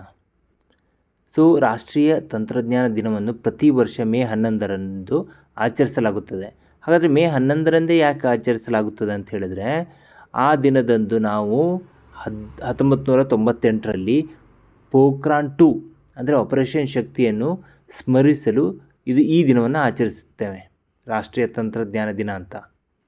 1998ರಲ್ಲಿ ಪ್ರಧಾನಮಂತ್ರಿ ಅಟಲ್ ಬಿಹಾರಿ ವಾಜಪೇಯಿ ಮತ್ತು ರಕ್ಷಣಾ ವಿಜ್ಞಾನಿ APJ ಅಬ್ದುಲ್ ಕಲಾಂ ಅವರ ನೇತೃತ್ವದಲ್ಲಿ ಭಾರತವು 5 ಅಣು ಪರೀಕ್ಷೆಗಳನ್ನು ನಡೆಸಿತು. ಆದರೆ ನಾವು ಈ ರಾಷ್ಟ್ರೀಯ ತಂತ್ರಜ್ಞಾನ ದಿನದಲ್ಲಿ ಇಂಪಾರ್ಟೆಂಟಾಗಿ ನೆನಪಿಡಬೇಕಾಗಿದ್ದು ಏನಂತ ಹೇಳಿದ್ರೆ, ನಮ್ಮದು ICMR 3 ಸ್ವದೇಶಿ ವೈದ್ಯಕೀಯ ತಂತ್ರಜ್ಞಾನವನ್ನು ಕೈಗಾರಿಕೆಗಳಿಗೆ ವರ್ಗಾಯಿಸಿದ್ದು. ಹಾಗಾದರೆ ಈ 3 ತಂತ್ರಜ್ಞಾನಗಳು ಯಾವುದನ್ನೋದನ್ನು ನಾವೀಗ ನೋಡೋಣ. ಮೊದಲನೇದಾಗಿ PSP-94 ಎಲಿಸಾ ಆಧಾರಿತ ಪ್ರೋಸ್ಟೇಟ್ ನಿರ್ಣಯ ಪರೀಕ್ಷೆ. ಇಲ್ಲಿ ನಾವು ನೆನಪಲ್ಲಿ ಇಡಬೇಕಾಗಿದ್ದು ಯಾವುದು ಅಂತ ಹೇಳಿದರೆ, ಎಲಿಸಾ ಟೆಸ್ಟ್ ಅಂದರೆ ಏನು ಒಂದು, ಆಮೇಲೆ ಪ್ರೋಸ್ಟೇಟ್ ಅನ್ನೋದು ನಮ್ಮ ಮಾನವನ ದೇಹದಲ್ಲಿ ಇದರ ಪ್ರಾಮುಖ್ಯತೆ ಏನು, ಈ ಅಂಗದ ಪ್ರಾಮುಖ್ಯತೆ ಏನು ಅನ್ನೋದನ್ನು ನಾವು ನೆನಪಲ್ಲಿ ಇಟ್ಕೋಬೇಕು. ಎಲಿಸಾ ಅಂತ ಹೇಳಿದರೆ ಎನ್ಸೈಮ್ ಲಿಂಕ್ಡ್ ಇಮ್ಯುನೋಸೋರ್ಬರ್ಸ್ ಎಸ್ಸೆ ಅಂತ. ಇದು ಸಾಮಾನ್ಯ ಪ್ರಯೋಗಾಲಯ ತಂತ್ರಜ್ಞಾನವಾಗಿದ್ದು, ಇದು ದೇಹದ ದ್ರವಗಳಲ್ಲಿ ಅಂದರೆ ರಕ್ತ ಆಗಿರ್ಬೋದು, ಪ್ಲಾಸ್ಮಾ ಆಗಿರ್ಬೋದು, ಲಾಲಾರಸದಂತಹ ನಿರ್ದಿಷ್ಟ ಪ್ರತಿಕಾಯಗಳು, ಆಮೇಲೆ ಪ್ರೋಟೀನ್ಗಳನ್ನು ಇದು ಪತ್ತೆ ಹಚ್ಚುತ್ತದೆ. ಇದರಿಂದಾಗಿ ಯಾವುದೇ ಪರ್ಟಿಕ್ಯುಲರ್ ರೋಗ ಈಸಿಯಾಗಿ ಫೈಂಡ್ ಔಟ್ ಮಾಡ್ಬೋದು. ಎರಡನೇದಾಗಿ ಫ್ಯಾಕ್ಟರ್ 8 ಇನ್ಹಿಬಿಟರ್, ನಮ್ಮ ರಕ್ತ ಹೆಪ್ಪುಗಟ್ಟಲಿಕ್ಕೆ ತಟಸ್ಥವಾಗಿಗೊಳಿಸುವಂಥ ಪ್ರತಿಕಾಯ ಇದು. ಹಾಗಾಗಿ ಈ ಟೆಕ್ನಾಲಜಿಯನ್ನು ಕೂಡ ಕೈಗಾರಿಕೆಗಳಿಗೆ ಇವರು ವರ್ಗಾಯಿಸಿದ್ದಾರೆ. ನಂತರದಲ್ಲಿ RT-PCR ಕಿಟ್ಟನ್ನು ಕೊಟ್ಟಿದ್ದಾರೆ. ಇದ್ರ ವಿಶೇಷತೆ ಏನಂತ ಹೇಳಿದರೆ, ಈ ಒಂದು RT-PCಯಿಂದ ಡೆಂಗು ಆಗಿರ್ಬೋದು, ಚಿಕನ್ ಗುನ್ಯಾ ಆಗಿರ್ಬೋದು ಅಥವಾ ಝೀಕಾ ವೈರಸ್ಗಳನ್ನು ಪತ್ತೆ ಹಚ್ಚಬಹುದಾದಂತಹ ಒಂದು ಮಲ್ಟಿಪಲ್ RT-PCR ಕಿಟ್ಟನ್ನು ಇವರು ಕೈಗಾರಿಕೆಗಳಿಗೆ ನೀಡಿದ್ದಾರೆ. ಹಾಗಾದರೆ RT-PCR ಅಂತ ಹೇಳಿದರೆ reverse transcription polymers chain reaction ಅಂತ. ಅಂದರೆ ಇದು RNAಯನ್ನು DNA ಆಗಿ ಪರಿವರ್ತಿಸುವ ಮೂಲಕ ಸಣ್ಣ ಪ್ರಮಾಣದ ವೈರಸ್ಗಳನ್ನು ಕೂಡ ಇದು ಪತ್ತೆ ಹಚ್ಚಬಲ್ಲಂತಹ ಒಂದು ಟೆಕ್ನಾಲಜಿ ಇದು.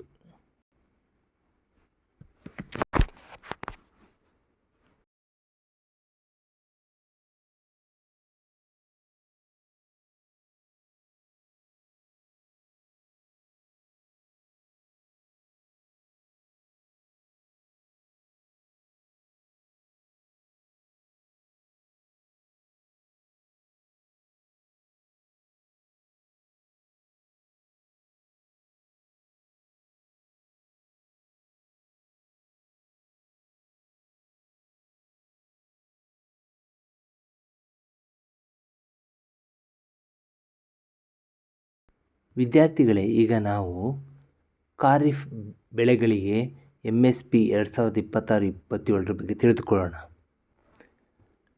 ಆರ್ಥಿಕ ವ್ಯವಹಾರಗಳ ಸಚಿವ ಸಂಪುಟ ಸಮಿತಿ ಅಂದರೆ CCEA 2026-27 ಮಾರುಕಟ್ಟೆ ಹಂಗಾಮಿಗಾಗಿ 14 ಖಾರಿಫ್ ಬೆಳೆಗಳ ಕನಿಷ್ಠ ಬೆಂಬಲ ಬೆಲೆ ಹೆಚ್ಚಳಕ್ಕೆ ಅನುಮೋದನೆ ನೀಡಿದೆ. ಅತಿ ಹೆಚ್ಚು ಹೆಚ್ಚಳ ಯಾವುದಕ್ಕಾಗಿದೆ ಅಂತ ಹೇಳಿದ್ರೆ ಸೂರ್ಯಕಾಂತಿ ಬೀಜಕ್ಕೆ, ಅಂದರೆ ಪ್ರತಿ ಕ್ವಿಂಟಲಿಗೆ 622 ರೂಪಾಯಿ ಹೆಚ್ಚಳ ಆಗಿದೆ. ನಂತರದಲ್ಲಿ ಹತ್ತಿ, ನಂತರದಲ್ಲಿ ಎಳ್ಳು.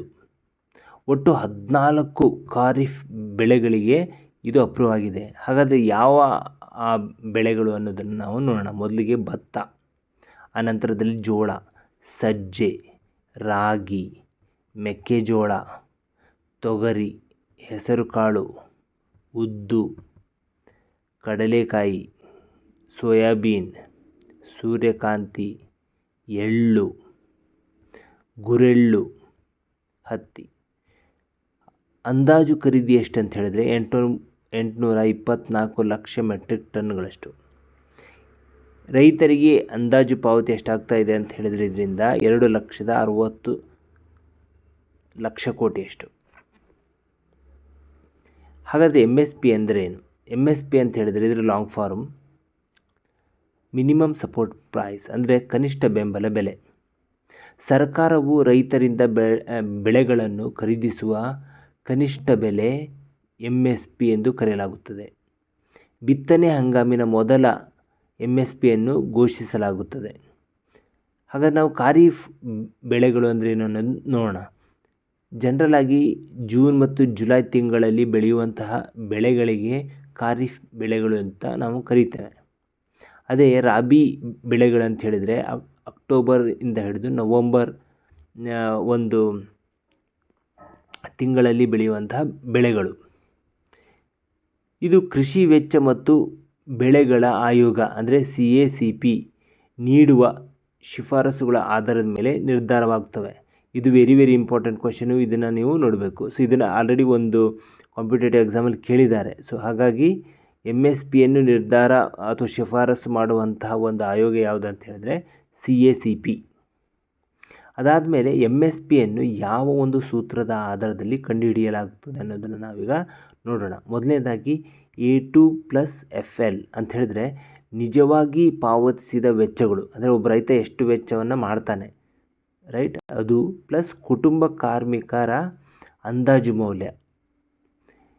ಈ ಒಂದು ಫಾರ್ಮುಲಾದ ಇದರ ಕನಿಷ್ಠ 1.5 ಪಟ್ಟು MSP ನಿಗದಿಪಡಿಸಲಾಗುವುದು ಈ ಒಂದು ಮೆಥಡ್ ಪ್ರಕಾರ. ಅದಾದಮೇಲೆ C2 ಅಂದರೆ ಭೂ ಬಾಡಿಗೆ, ಬಡ್ಡಿ, ಗಡಿತನ, ಸಮಗ್ರ ವೆಚ್ಚವನ್ನು ಇದು ಇನ್ಕ್ಲೂಡ್ ಮಾಡ್ತದೆ. ಆದರೆ ಇದನ್ನು C2ವನ್ನು ವ್ಯಾಪಕ ವಿಶ್ಲೇಷಣೆಗೆ ಬಳಸಲಾಗುತ್ತದೆ ಹೊರತು ಬೆಲೆ ನಿಗದಿಗಾಗಿ ಬಳಸುವುದಿಲ್ಲ.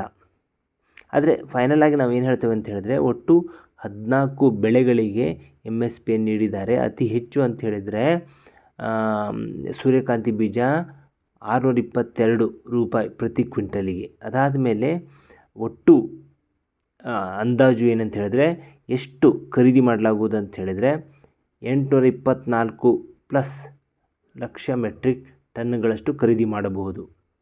ಇದರಿಂದ ರೈತರಿಗೆ ಅಂದಾಜು ಪಾವತಿ ಎಷ್ಟು ಮಾಡಲಾಗುವುದು ಅಂತ ಹೇಳಿದ್ರೆ 2.60 ಲಕ್ಷ ಕೋಟಿಗಳಷ್ಟು.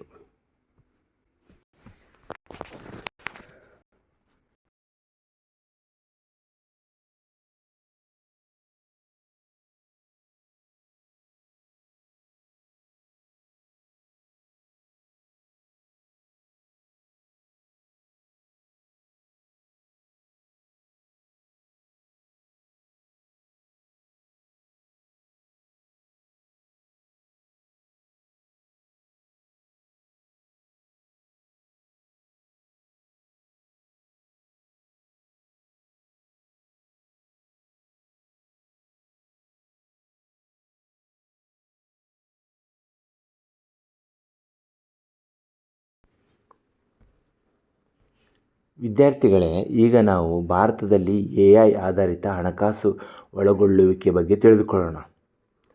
ಮೊದಲಿಗೆ ನಾವು ಹಣಕಾಸು ಒಳಗೊಳ್ಳುವಿಕೆ ಅಂದರೆ ಏನು ಅನ್ನೋದನ್ನು ನಾವು ನೋಡೋಣ. ಹಣಕಾಸು ಒಳಗೊಳ್ಳುವಿಕೆ ಅಂತ ಹೇಳಿದರೆ ವ್ಯಕ್ತಿಗಳಿಗೆ, ಅದರಲ್ಲೂ ವಿಶೇಷವಾಗಿ ದುರ್ಬಲ ಮತ್ತು ಕಡಿಮೆ ಆದಾಯ ಹೊಂದಿದ ಗುಂಪುಗಳಿಗೆ ಉಪಯುಕ್ತ ಮತ್ತು ಕೈಗೆಟುಕುವ ಹಣಕಾಸು ಉತ್ಪನ್ನ ಮತ್ತು ಸೇವೆಗಳನ್ನು ದೊರಕುವಂತೆ ಮಾಡುವ ಪ್ರಕ್ರಿಯೆ ಇದಾಗಿದೆ. ಹಾಗಾದರೆ AI ಬಳಸಿಕೊಂಡು ಯಾವೆಲ್ಲ ಹಣಕಾಸು ಒಳಗೊಳ್ಳುವಿಕೆಯ ಒಂದು ಕ್ರಮವನ್ನು ತೆಗೆದುಕೊಳ್ಳಲಾಗಿದೆ ಅನ್ನೋದನ್ನು ನಾವು ಈಗ ನೋಡೋಣ. ಮೊದಲನೇದಾಗಿ ಪರ್ಯಾಯ ಕ್ರೆಡಿಟ್ ಸ್ಕೋರಿಂಗ್ ಅನ್ನೋದನ್ನು ನಾವು ನೋಡೋಣ. ಸೊ ಈ AI ಏನಿದೆಯಲ್ಲ, ಸಾಂಪ್ರದಾಯಿಕ ಒಂದು ಸಾಲ ಅಂಕಿಅಂಶಗಳನ್ನು ಮಾತ್ರ ಅವಲಂಬಿಸದೆ ಈ ಡಿಜಿಟಲ್ ಗುರುತುಗಳಾಗಿರ್ಬೋದು, ಡಿಜಿಟಲ್ ಚಟುವಟಿಕೆಗಳಾಗಿರ್ಬೋದು, ಇವುಗಳನ್ನು ವಿಶ್ಲೇಷಿಸಿ ಸಿಬಿಲ್ ಸ್ಕೋರ್ ಇಲ್ಲದವರಿಗೆ ಸಾಲ ಒದಗಿಸಲು ಸಹಾಯ ಮಾಡ್ತದೆ. ಸೊ ಇದನ್ನು ಹೇಗೆ ನಾವು AI ಮೂಲಕ ಮಾಡ್ಬೋದು ಅಂತ ಹೇಳಿದರೆ, ಯೂನಿಫೈಡ್ ಲೆಂಡಿಂಗ್ ಇಂಟರ್ಫೇಸ್ ಅನ್ನೋದನ್ನು ಇಂಟ್ರೊಡ್ಯೂಸ್ ಮಾಡಿದ್ದಾರೆ. ಸೊ ಇದರ ಪ್ರಕಾರ ಗ್ರಾಮೀಣ ರೈತರ ಸಾಲ ಪಡೆಯುವ ಸಾಮರ್ಥ್ಯವನ್ನು ಮೌಲ್ಯಮಾಪನ ಮಾಡಲು ಉಪಗ್ರಹ ದತ್ತಾಂಶ ಮತ್ತು ಭೂ ದಾಖಲೆಗಳನ್ನು ಬಳಸಿಕೊಳ್ಳಲಾಗ್ತಾ ಇದೆ. ಯಾವುದ್ರ ಮೂಲಕ? ಯೂನಿಫೈಡ್ ಲೆಂಡಿಂಗ್ ಇಂಟರ್ಫೇಸ್ ಮೂಲಕ. ಅದಾದಮೇಲೆ ನಾವು ಭಾಷಾ ಅಡೆತಡೆಗಳನ್ನು ಹೇಗೆ ನಿವಾರಿಸ್ಬೋದು ಈ ಒಂದು ಹಣಕಾಸು ಒಳಗೊಳ್ಳುವಿಕೆಯಲ್ಲಿ ಅಂತ ಹೇಳಿದರೆ, ನಾಗರಿಕರು ತಮ್ಮ ಮಾತೃಭಾಷೆಯಲ್ಲಿ ಹಣಕಾಸು ಸಂಸ್ಥೆಗಳೊಂದಿಗೆ ಅಂದರೆ ಬ್ಯಾಂಕ್ಗಳೊಂದಿಗೆ ಸಂವಹನ ನಡೆಸಲು ಸಹಾಯ ಮಾಡುವುದು. ಅಂದರೆ ಇದನ್ನು ಒಂದು ಭಾಷಾ ಅಡೆತಡೆಗಳನ್ನು ನಿವಾರಿಸಲು AI ಬ್ಯಾಂಕಿಂಗ್ ಭಾಷಿಣಿ ಅನ್ನುವ ಮಾದರಿಯನ್ನು ಇಂಪ್ಲಿಮೆಂಟ್ ಮಾಡಿದ್ದಾರೆ. ಸೊ ಇದರಲ್ಲಿ ಭಾರತದ 22 ಅನುಸೂಚಿ ಭಾಷೆಗಳನ್ನು ಧ್ವನಿ ಆಧಾರಿತ ಬ್ಯಾಂಕಿಂಗ್ ಸೇವೆಗಳನ್ನು ಒದಗಿಸಲು ಉಪಯೋಗ ಮಾಡ್ತಾ ಇದ್ದಾರೆ. ಸೊ ನೀವು ಇದನ್ನು ನೆನಪಲ್ಲಿ ಇಟ್ಕೋಬೇಕಾಗ್ತದೆ. ಯಾವುದು ಅಂತ ಹೇಳಿದರೆ ಬ್ಯಾಂಕಿಂಗ್ ಭಾಷಿಣಿ. ಸೊ ಇದರಲ್ಲಿ ನೀವು ಕಸ್ಟಮರ್ ಯಾವುದೇ ಭಾಷೆಯಲ್ಲಿ ಆಯ್ಕೆ ಮಾಡ್ಬೋದು. ಸೊ AI ಏನು ಮಾಡ್ತದೆ ಅಂತೇಳಿ ಆ ಭಾಷೆಗೆ ತಕ್ಕಂತಹ ಒಂದು ರೆಸ್ಪಾನ್ಸನ್ನು ನೀಡುತ್ತದೆ. ಮೂರನೇದಾಗಿ ಮೋಸ ಪತ್ತೆ ಹಚ್ಚುವುದು ಮತ್ತು ಭದ್ರತೆಯನ್ನು ನೀಡುವುದು. ಸೊ ನೈಜ ಸಮಯದ AI ಅನುಮಾನಾಸ್ಪದ ಮಾದರಿಗಳನ್ನು ಗುರುತಿಸಿ ಮೊದಲ ಬಾರಿಗೆ ಡಿಜಿಟಲ್ ಸೇವೆಗಳನ್ನು ಬಳಸುವವರಿಗೆ ಸೈಬರ್ ಅಪರಾಧಗಳಿಂದ ರಕ್ಷಿಸುತ್ತದೆ. ಇದರ ಸಲುವಾಗಿ ಏನು ಮಾಡಿದ್ದಾರೆ ಅಂತ ಹೇಳಿದರೆ, ಮ್ಯೂಲ್ ಹಂಟರ್ AI ಉಪಯೋಗ ಮಾಡ್ತಾ ಇದ್ದಾರೆ. ಅಂದರೆ ಏನು ಮ್ಯೂಲ್ ಹಂಟರ್ AI ಅಂತ ಹೇಳಿದ್ರೆ, ಹಣ ಅಕ್ರಮ ವರ್ಗಾವಣೆಗೆ ಬಳಸಲಾಗುವ ಮ್ಯೂಲ್ ಅಕೌಂಟ್ಗಳನ್ನು ಪತ್ತೆ ಹಚ್ಚಿ ತಡೆಗಟ್ಟಲು ನೈಜ ಸಮಯದಲ್ಲಿ ವ್ಯವಹಾರ ವೈಪರೀತ್ಯಗಳನ್ನು ವಿಶ್ಲೇಷಿಸಲು ಇದನ್ನು ಬಳಸಲಾಗ್ತದೆ. ಹಾಗಾದರೆ ಈ ಮ್ಯೂಲ್ ಅಕೌಂಟ್ ಅಂದರೆ ಏನು? ಅದು ಇಂಪಾರ್ಟೆಂಟ್. ಮ್ಯೂಲ್ ಅಕೌಂಟ್ ಅಂತ ಹೇಳಿದರೆ, ಈ ಅಪರಾಧ ಮಾಡುವಂತಹವರು ಈ ಮೋಸದ ಹಣವನ್ನು ಮತ್ತು ಈ ಮೋಸದ ಹಣವನ್ನು ಇನ್ನೊಂದು ಕಡೆ ವರ್ಗಾವಣೆ ಮಾಡಲಿಕ್ಕೆ ಬಳಸುವಂತಹ ಒಂದು ಅಕೌಂಟ್ ಅಥವಾ ಖಾತೆ ಏನಂತ ಕರೀತಾರೆ? ಮ್ಯೂಲ್ ಖಾತೆ ಅಥವಾ ಮ್ಯೂಲ್ ಅಕೌಂಟ್ ಅಂತ ಕರೀತಾರೆ. ಇದು ಎಕ್ಸಾಮಿಗೆ ಕೇಳಬಹುದು. ಅದಾದಮೇಲೆ ಮಿಷನ್ ಡಿಜಿಟಲ್ ಶ್ರಮ್ ಸೇತು ಅಡಿಯಲ್ಲಿ ನೈಜ ಸಮಯದ ಕೌಶಲ್ಯ ಪರಿಶೀಲನೆ ಮತ್ತು ಸಾಮಾಜಿಕ ರಕ್ಷಣೆ ಮೂಲಕ 490 ಮಿಲಿಯನ್ ಅನೌಪಚಾರಿಕ ಕಾರ್ಮಿಕರನ್ನು ಔಪಚಾರಿಕ ಆರ್ಥಿಕತೆಯೊಂದಿಗೆ ಏಕೀಕರಿಸಲು AI ಬಳಸಲಾಗ್ತದೆ. ಅದಕ್ಕೆ ಯಾವುದನ್ನು ಯೂಸ್ ಮಾಡ್ತಾ ಇದ್ದಾರೆ ಅಂತ ಹೇಳಿದ್ರೆ, mission digital Shram Setu. So ಕೊನೆಯದಾಗಿ ಕಾರ್ಯಾಚರಣೆ ದಕ್ಷತೆಯನ್ನು ಹೆಚ್ಚಿಸಲಿಕ್ಕೆ ಅಂದರೆ AI ಮೂಲಕ ದಾಖಲೆ ಪ್ರಕ್ರಿಯೆ ಮತ್ತು KYC ಪ್ರಕ್ರಿಯೆಗಳನ್ನು ಸ್ವಯಂ ಚಾಲನೆ ಮಾಡುವ ಮೂಲಕ ಇದರಿಂದ ವೆಚ್ಚ ಮತ್ತು ಸಮಯ ಕಡಿಮೆ ಆಗ್ತದೆ. ಸೊ ಹಾಗಾಗಿ ಅಕೌಂಟ್ ಅಗ್ರಿಗೇಟರನ್ನು ಇಲ್ಲಿ ಉಪಯೋಗ ಮಾಡಲಾಗ್ತಾ ಇದೆ. ಅಂದರೆ ತ್ವರಿತ ಸಾಲ ಅನುಮೋದನೆಗಾಗಿ ಒಪ್ಪಿಗೆ ಆಧಾರಿತ ಕಾಗದ ರಹಿತ ದತ್ತಾಂಶ ಹಂಚಿಕೆಯನ್ನು ಸಾಧಿಸಲು ಅಕೌಂಟ್ ಅಗ್ರಿಗೇಟರನ್ನು ಬಳಸಲಾಗುತ್ತಿದೆ.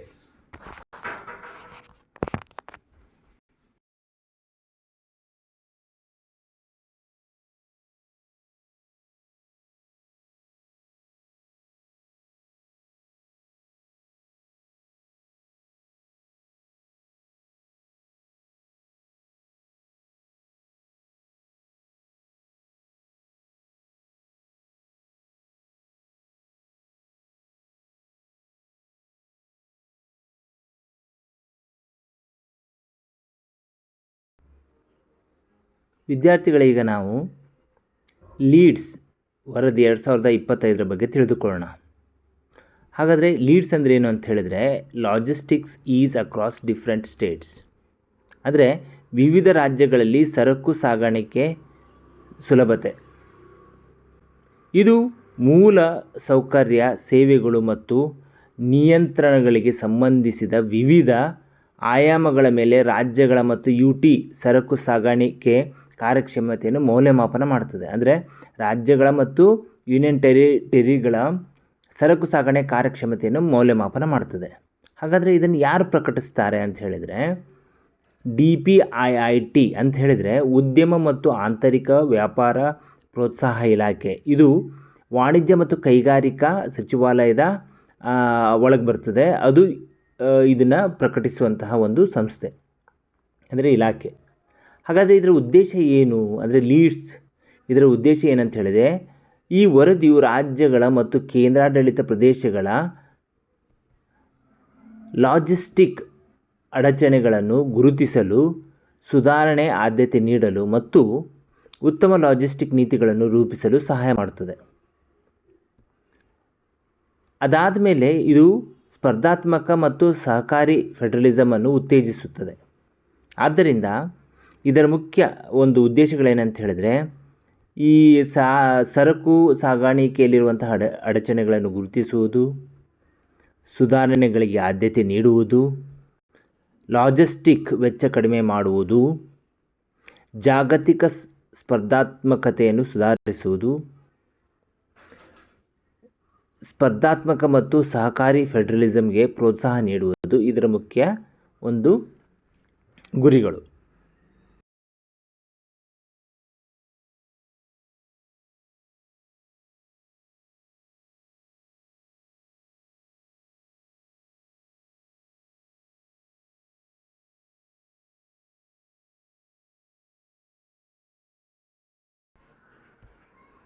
ವಿದ್ಯಾರ್ಥಿಗಳೇ, ಮೊನ್ನೆ ನಡೆದ ನೀಟ್ ಎಕ್ಸಾಮ್ನಲ್ಲಿ ಕ್ವಶನ್ ಪೇಪರ್ ಲೀಕ್ ಆಗಿದ್ದರಿಂದ NTA ಈಗ ಮತ್ತೆ ಆ ನೀಟ್ ಎಕ್ಸಾಮನ್ನು ಕಂಡಕ್ಟ್ ಮಾಡ್ತೇವೆ ಅಂತ ಹೇಳಿದ್ದಾರೆ. ಸೊ ಆದ್ದರಿಂದ ಈ ಒಂದು NTA ಅಂದರೆ ನ್ಯಾಷನಲ್ ಟೆಸ್ಟಿಂಗ್ ಏಜೆನ್ಸಿಗೆ ಬಗ್ಗೆ ಹಲವಾರು ಒಂದು ಪ್ರಶ್ನೆಗಳು ಇರ್ತಾ ಇದ್ದಾವೆ. ಆದ್ದರಿಂದ ನಾವು NTA ಬಗ್ಗೆ ತಿಳಿದುಕೊಳ್ಳುವುದು ಅತ್ಯಂತ ಅವಶ್ಯಕ.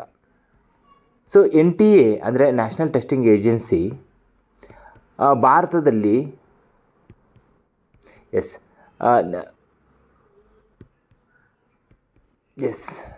NTA ಭಾರತದಲ್ಲಿ ಉನ್ನತ ಶಿಕ್ಷಣಕ್ಕಾಗಿ ಪಾರದರ್ಶಕ ಮತ್ತು ಪರಿಣಾಮಕಾರಿ ಮತ್ತು ಅಂತಾರಾಷ್ಟ್ರೀಯ ಮಾನದಂಡಗಳಿಗೆ ಅನುಗುಣವಾಗಿ ಪ್ರವೇಶ ಪರೀಕ್ಷೆಗಳನ್ನು ನಡೆಸಲು ಸ್ಥಾಪಿಸಲಾಗಿದೆ. ಇದನ್ನು 2017ರಲ್ಲಿ ಸ್ಥಾಪಿಸಲಾಯಿತು. ಇದನ್ನು ಇಂಡಿಯನ್ ಸೊಸೈಟೀಸ್ ರಿಜಿಸ್ಟ್ರೇಷನ್ ಆ್ಯಕ್ಟ್ 1860 ಅಡಿಯಲ್ಲಿ ನೋಂದಾಯಿತ ಸೊಸೈಟಿಯಾಗಿ ಸ್ಥಾಪಿಸಲಾಯಿತು. ನಿಮಗೊಂದು ಕ್ವಶನ್ ಕೇಳ್ಬೋದು, ಏನಂತ ಹೇಳಿದ್ರೆ ಸಂಸತ್ತಿನ ಕಾಯ್ದೆಯಿಂದ ಇದನ್ನು ರಚಿಸಲಾಗಿದೆ ಅಂತ ಕೇಳ್ಬೋದು. ಬಟ್ ಇದನ್ನು ಸಂಸತ್ತಿನ ಕಾಯ್ದೆಯಿಂದ ರಚಿಸಲಾಗಿಲ್ಲ, ಅದೊಂದು ನೀವು ನೆನಪಲ್ಲಿ ಇಟ್ಕೋಬೇಕು. ಸೊ ಹಾಗಾದರೆ ಯಾವೆಲ್ಲ ಎಕ್ಸಾಮ್ಗಳನ್ನು ಇದು ಕಂಡಕ್ಟ್ ಮಾಡ್ತದೆ ಅಂತ ಹೇಳಿದ್ರೆ, ಮೊದಲನೇದಾಗಿ JEE, ಆಮೇಲೆ ನೀಟ್ ಎಕ್ಸಾಮು, CUET, ಆಮೇಲೆ CUET PGಗೂ ಮಾಡ್ತದೆ, ಆಮೇಲೆ UGC ನೆಟ್ಗೆ, ಆಮೇಲೆ ಸೈನ್ಸ್ ರಿಲೇಟೆಡ್ ಅಂತ ಹೇಳಿದರೆ CSIR UGC ನೆಟ್ಗೂ ಕೂಡ ಇದು ಎಕ್ಸಾಮನ್ನು ಕಂಡಕ್ಟ್ ಮಾಡ್ತದೆ. ಸೊ ಹಾಗಾದರೆ ಇದರ ಆಡಳಿತ ವ್ಯವಸ್ಥೆ ಹೆಂಗಿರ್ತದೆ ಅಂತ ಹೇಳಿದ್ರೆ, NTA ಸಂಸ್ಥೆಯ ಸದಸ್ಯರನ್ನು ಒಳಗೊಂಡ ಗವರ್ನಿಂಗ್ ಬೋರ್ಡ್ ಏನಿದೆಯಲ್ಲ ಅದು ಮೇಲ್ವಿಚಾರಣೆ ಮಾಡ್ತದೆ. ಇಲ್ಲಿರುವಂತಹ ಡೈರೆಕ್ಟರ್ ಜನರಲ್ಲು CEO ಅಂದರೆ ಚೀಫ್ ಎಕ್ಸಿಕ್ಯೂಟಿವ್ ಆಫೀಸರ್ ಆಗಿ ಇದನ್ನು ಮುನ್ನಡೆಸ್ತಾರೆ. ಈ CEO ಅಥವಾ ಈ ಡೈರೆಕ್ಟರ್ ಜನರಲ್ ಹುದ್ದೆ ಭಾರತ ಸರ್ಕಾರದ ಜಾಯಿಂಟ್ ಸೆಕ್ರೆಟರಿ ಹುದ್ದೆಯ ಮಟ್ಟದಲ್ಲಿರ್ತದೆ. ಹಾಗಾದರೆ ಈ ಮುಖ್ಯ ಕಾರ್ಯಗಳೇನು ಈ NTAದ್ದು ಅಂತ ಹೇಳಿದರೆ, ಆನ್ಲೈನ್ ಪರೀಕ್ಷೆಗಳಿಗಾಗಿ ಸುರಕ್ಷಿತ ಪಾಲುದಾರ ಸಂಸ್ಥೆಗಳನ್ನು ಗುರುತಿಸುವುದು, ವೈಜ್ಞಾನಿಕವಾಗಿ ಪ್ರಶ್ನೆ ಬ್ಯಾಂಕ್ಗಳನ್ನು ರಚಿಸುವುದು, ಶೈಕ್ಷಣಿಕ ಪರೀಕ್ಷೆಯಲ್ಲಿ ಬಲವಾದ ರಿಸರ್ಚ್ ಮತ್ತು ಡೆವಲಪನ್ನು ನಿರ್ಮಿಸುವುದು ಕೂಡ ಇವೆಲ್ಲ ಇದರ ಮುಖ್ಯ ಕಾರ್ಯತಂತ್ರಗಳು. ಬಟ್ ಆದರೆ ನೀಟ್ ಎಕ್ಸಾಮ್ 2024ರಲ್ಲಿ ಮತ್ತು UGC ನೆಟ್ ಎಕ್ಸಾಮ್ನಲ್ಲಿ ಅಕ್ರಮ ಮತ್ತು ಪ್ರಶ್ನೆ ಪತ್ರಿಕೆ ಸೋರಿಕೆಯಿಂದಾಗಿ ಕೇಂದ್ರ ಸರ್ಕಾರ ಒಂದು ಸಮಿತಿಯನ್ನು ರಚಿಸ್ತದೆ. ಆ ಸಮಿತಿಯ ಡಾಕ್ಟರ್ K. ರಾಧಾಕೃಷ್ಣನ್ ಸಮಿತಿ. ಸೊ ಕೇಂದ್ರ ಸರ್ಕಾರವು ರಚಿಸಿದಂಥ ಈ ಒಂದು ಸಮಿತಿಯ ನೇತೃತ್ವವನ್ನು ಯಾರು ವಹಿಸ್ತಾರೆ ಅಂತ ಹೇಳಿದ್ರೆ, ಇಸ್ರೋದ ಮಾಜಿ ಅಧ್ಯಕ್ಷರಾದಂಥ ಡಾಕ್ಟರ್ K. ರಾಧಾಕೃಷ್ಣನ್ ಅವರು. ಸೊ ಈ ಒಂದು ಸಮಿತಿಯು ಹಲವಾರು ಶಿಫಾರಸುಗಳನ್ನು ಮಾಡಿದೆ. ಅದರಲ್ಲಿ ಮುಖ್ಯವಾದದ್ದು ಅಂತ ಹೇಳಿದರೆ, ಮೊದಲನೇದಾಗಿ ಈ NTA ಹೆಚ್ಚು ಸ್ವಾಯತ್ತ, ವೃತ್ತಿಪರ ಮತ್ತು ಜವಾಬ್ದಾರಿಯುತ ಸಂಸ್ಥೆಯಾಗಿ ಪರಿವರ್ತಿಸಲು ಇದು ಶಿಫಾರಸನ್ನು ಮಾಡಿತು. ಎರಡನೇದಾಗಿ DG ಎಕ್ಸಾಮ್ ಮಾದರಿಯನ್ನು ಪ್ರಸ್ತಾಪಿಸಿತು. ಇದರಲ್ಲಿ ಆಧಾರ್ ಲಿಂಕ್ಡ್ ಅಥೆಂಟಿಕೇಷನ್ನು ಬಳಸುವಂತೆ ತಿಳಿಸಿತು. ಅದಾದಮೇಲೆ ಪೆನ್ ಆ್ಯಂಡ್ ಪೇಪರ್ ಪರೀಕ್ಷೆಗಳಲ್ಲಿನ ದುರ್ಬಲತೆಗಳನ್ನು ಕಡಿಮೆ ಮಾಡಲು ಸಮಿತಿಯು computer assisted secure pen and paper testing ಅಂದರೆ CPPT ಇದು ಶಿಫಾರಸು ಮಾಡಿತು. ಪರೀಕ್ಷೆಗಳಲ್ಲಿ ಅನೇಕ ಸೆಷನ್ಗಳಲ್ಲಿ ನಡೆಸಲು ಮತ್ತು ಲಾಜಿಸ್ಟಿಕ್ ಪ್ರೆಷರನ್ನು ಕಡಿಮೆ ಮಾಡಲು ಮಲ್ಟಿ ಸ್ಟೇಜ್ಡ್ ಸ್ಕ್ರೀನಿಂಗ್ ಮಾಡಲನ್ನು ಕೂಡ ಇದು ಶಿಫಾರಸನ್ನು ಮಾಡಿತು. ಮತ್ತು ವಿದ್ಯಾರ್ಥಿಗಳಿಗೆ ಸಾಧ್ಯವಾದಷ್ಟು ತಮ್ಮ ಹೋಮ್ ಡಿಸ್ಟ್ರಿಕ್ಟ್ನಲ್ಲೇ ಪರೀಕ್ಷೆ ಬರೀಲಿಕ್ಕೆ ಅವಕಾಶ ಕೊಡಬೇಕಂತ ಇದು ಶಿಫಾರಸನ್ನು ಮಾಡ್ತು. ಮತ್ತೇನು ಹೇಳ್ತಂತ ಅಂತ ಹೇಳಿದ್ರೆ, ಪ್ರತಿಯೊಂದು ಕೇಂದ್ರವನ್ನು ಮೇಲ್ವಿಚಾರಣೆ ಮಾಡಲು NTA ಪ್ರಿಸೈಡಿಂಗ್ ಆಫೀಸರ್ ಇರಬೇಕನ್ನೋದನ್ನು ಕೂಡ ಇದು ಹೇಳ್ತು. ಸೊ ಮತ್ತೇನು ಶಿಫಾರಸು ಮಾಡ್ತು ಅಂತ ಹೇಳಿದ್ರೆ, ದೇಶದಾದ್ಯಂತ ಕನಿಷ್ಠ 1000 ಶಾಶ್ವತ ಸುರಕ್ಷಾ ಪರೀಕ್ಷಾ ಕೇಂದ್ರಗಳನ್ನು ಸ್ಥಾಪಿಸಬೇಕನ್ನೋದನ್ನು ಕೂಡ ಇದು ಹೇಳ್ತು.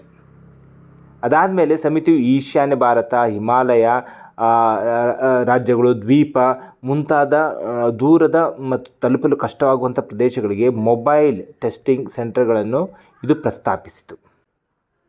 ಮತ್ತು ಈ ಯಾವುದೇ ಎಕ್ಸಾಮ್ ರಿಲೇಟೆಡ್ ದೂರುಗಳು ಇದ್ದರೆ ದೂರುಗಳನ್ನು ವೇಗವಾಗಿ ಪರಿಹರಿಸಲು ಅದು ಟೆಕ್ನಾಲಜಿ ಎನೇಬಲ್ಡ್ ಗ್ರೀವಿಯನ್ಸ್ ರಿಡ್ರೆಸಲ್ ಸಿಸ್ಟಮನ್ನು ನಿರ್ಮಿಸಲು ಇದು ಒತ್ತಿ ಹೇಳಿತು. ಕೊನೆಯದಾಗಿ ಎಜುಕೇಷನಲ್ ಟೆಸ್ಟಿಂಗ್ ಸ್ಟ್ಯಾಂಡರ್ಡ್ನಲ್ಲಿ ಭಾರತವನ್ನು ಜಾಗತಿಕ ನಾಯಕನನ್ನಾಗಿ ನಿರ್ಮಿಸಲು ಇದು ಶಿಫಾರಸನ್ನು ಮಾಡಿತು.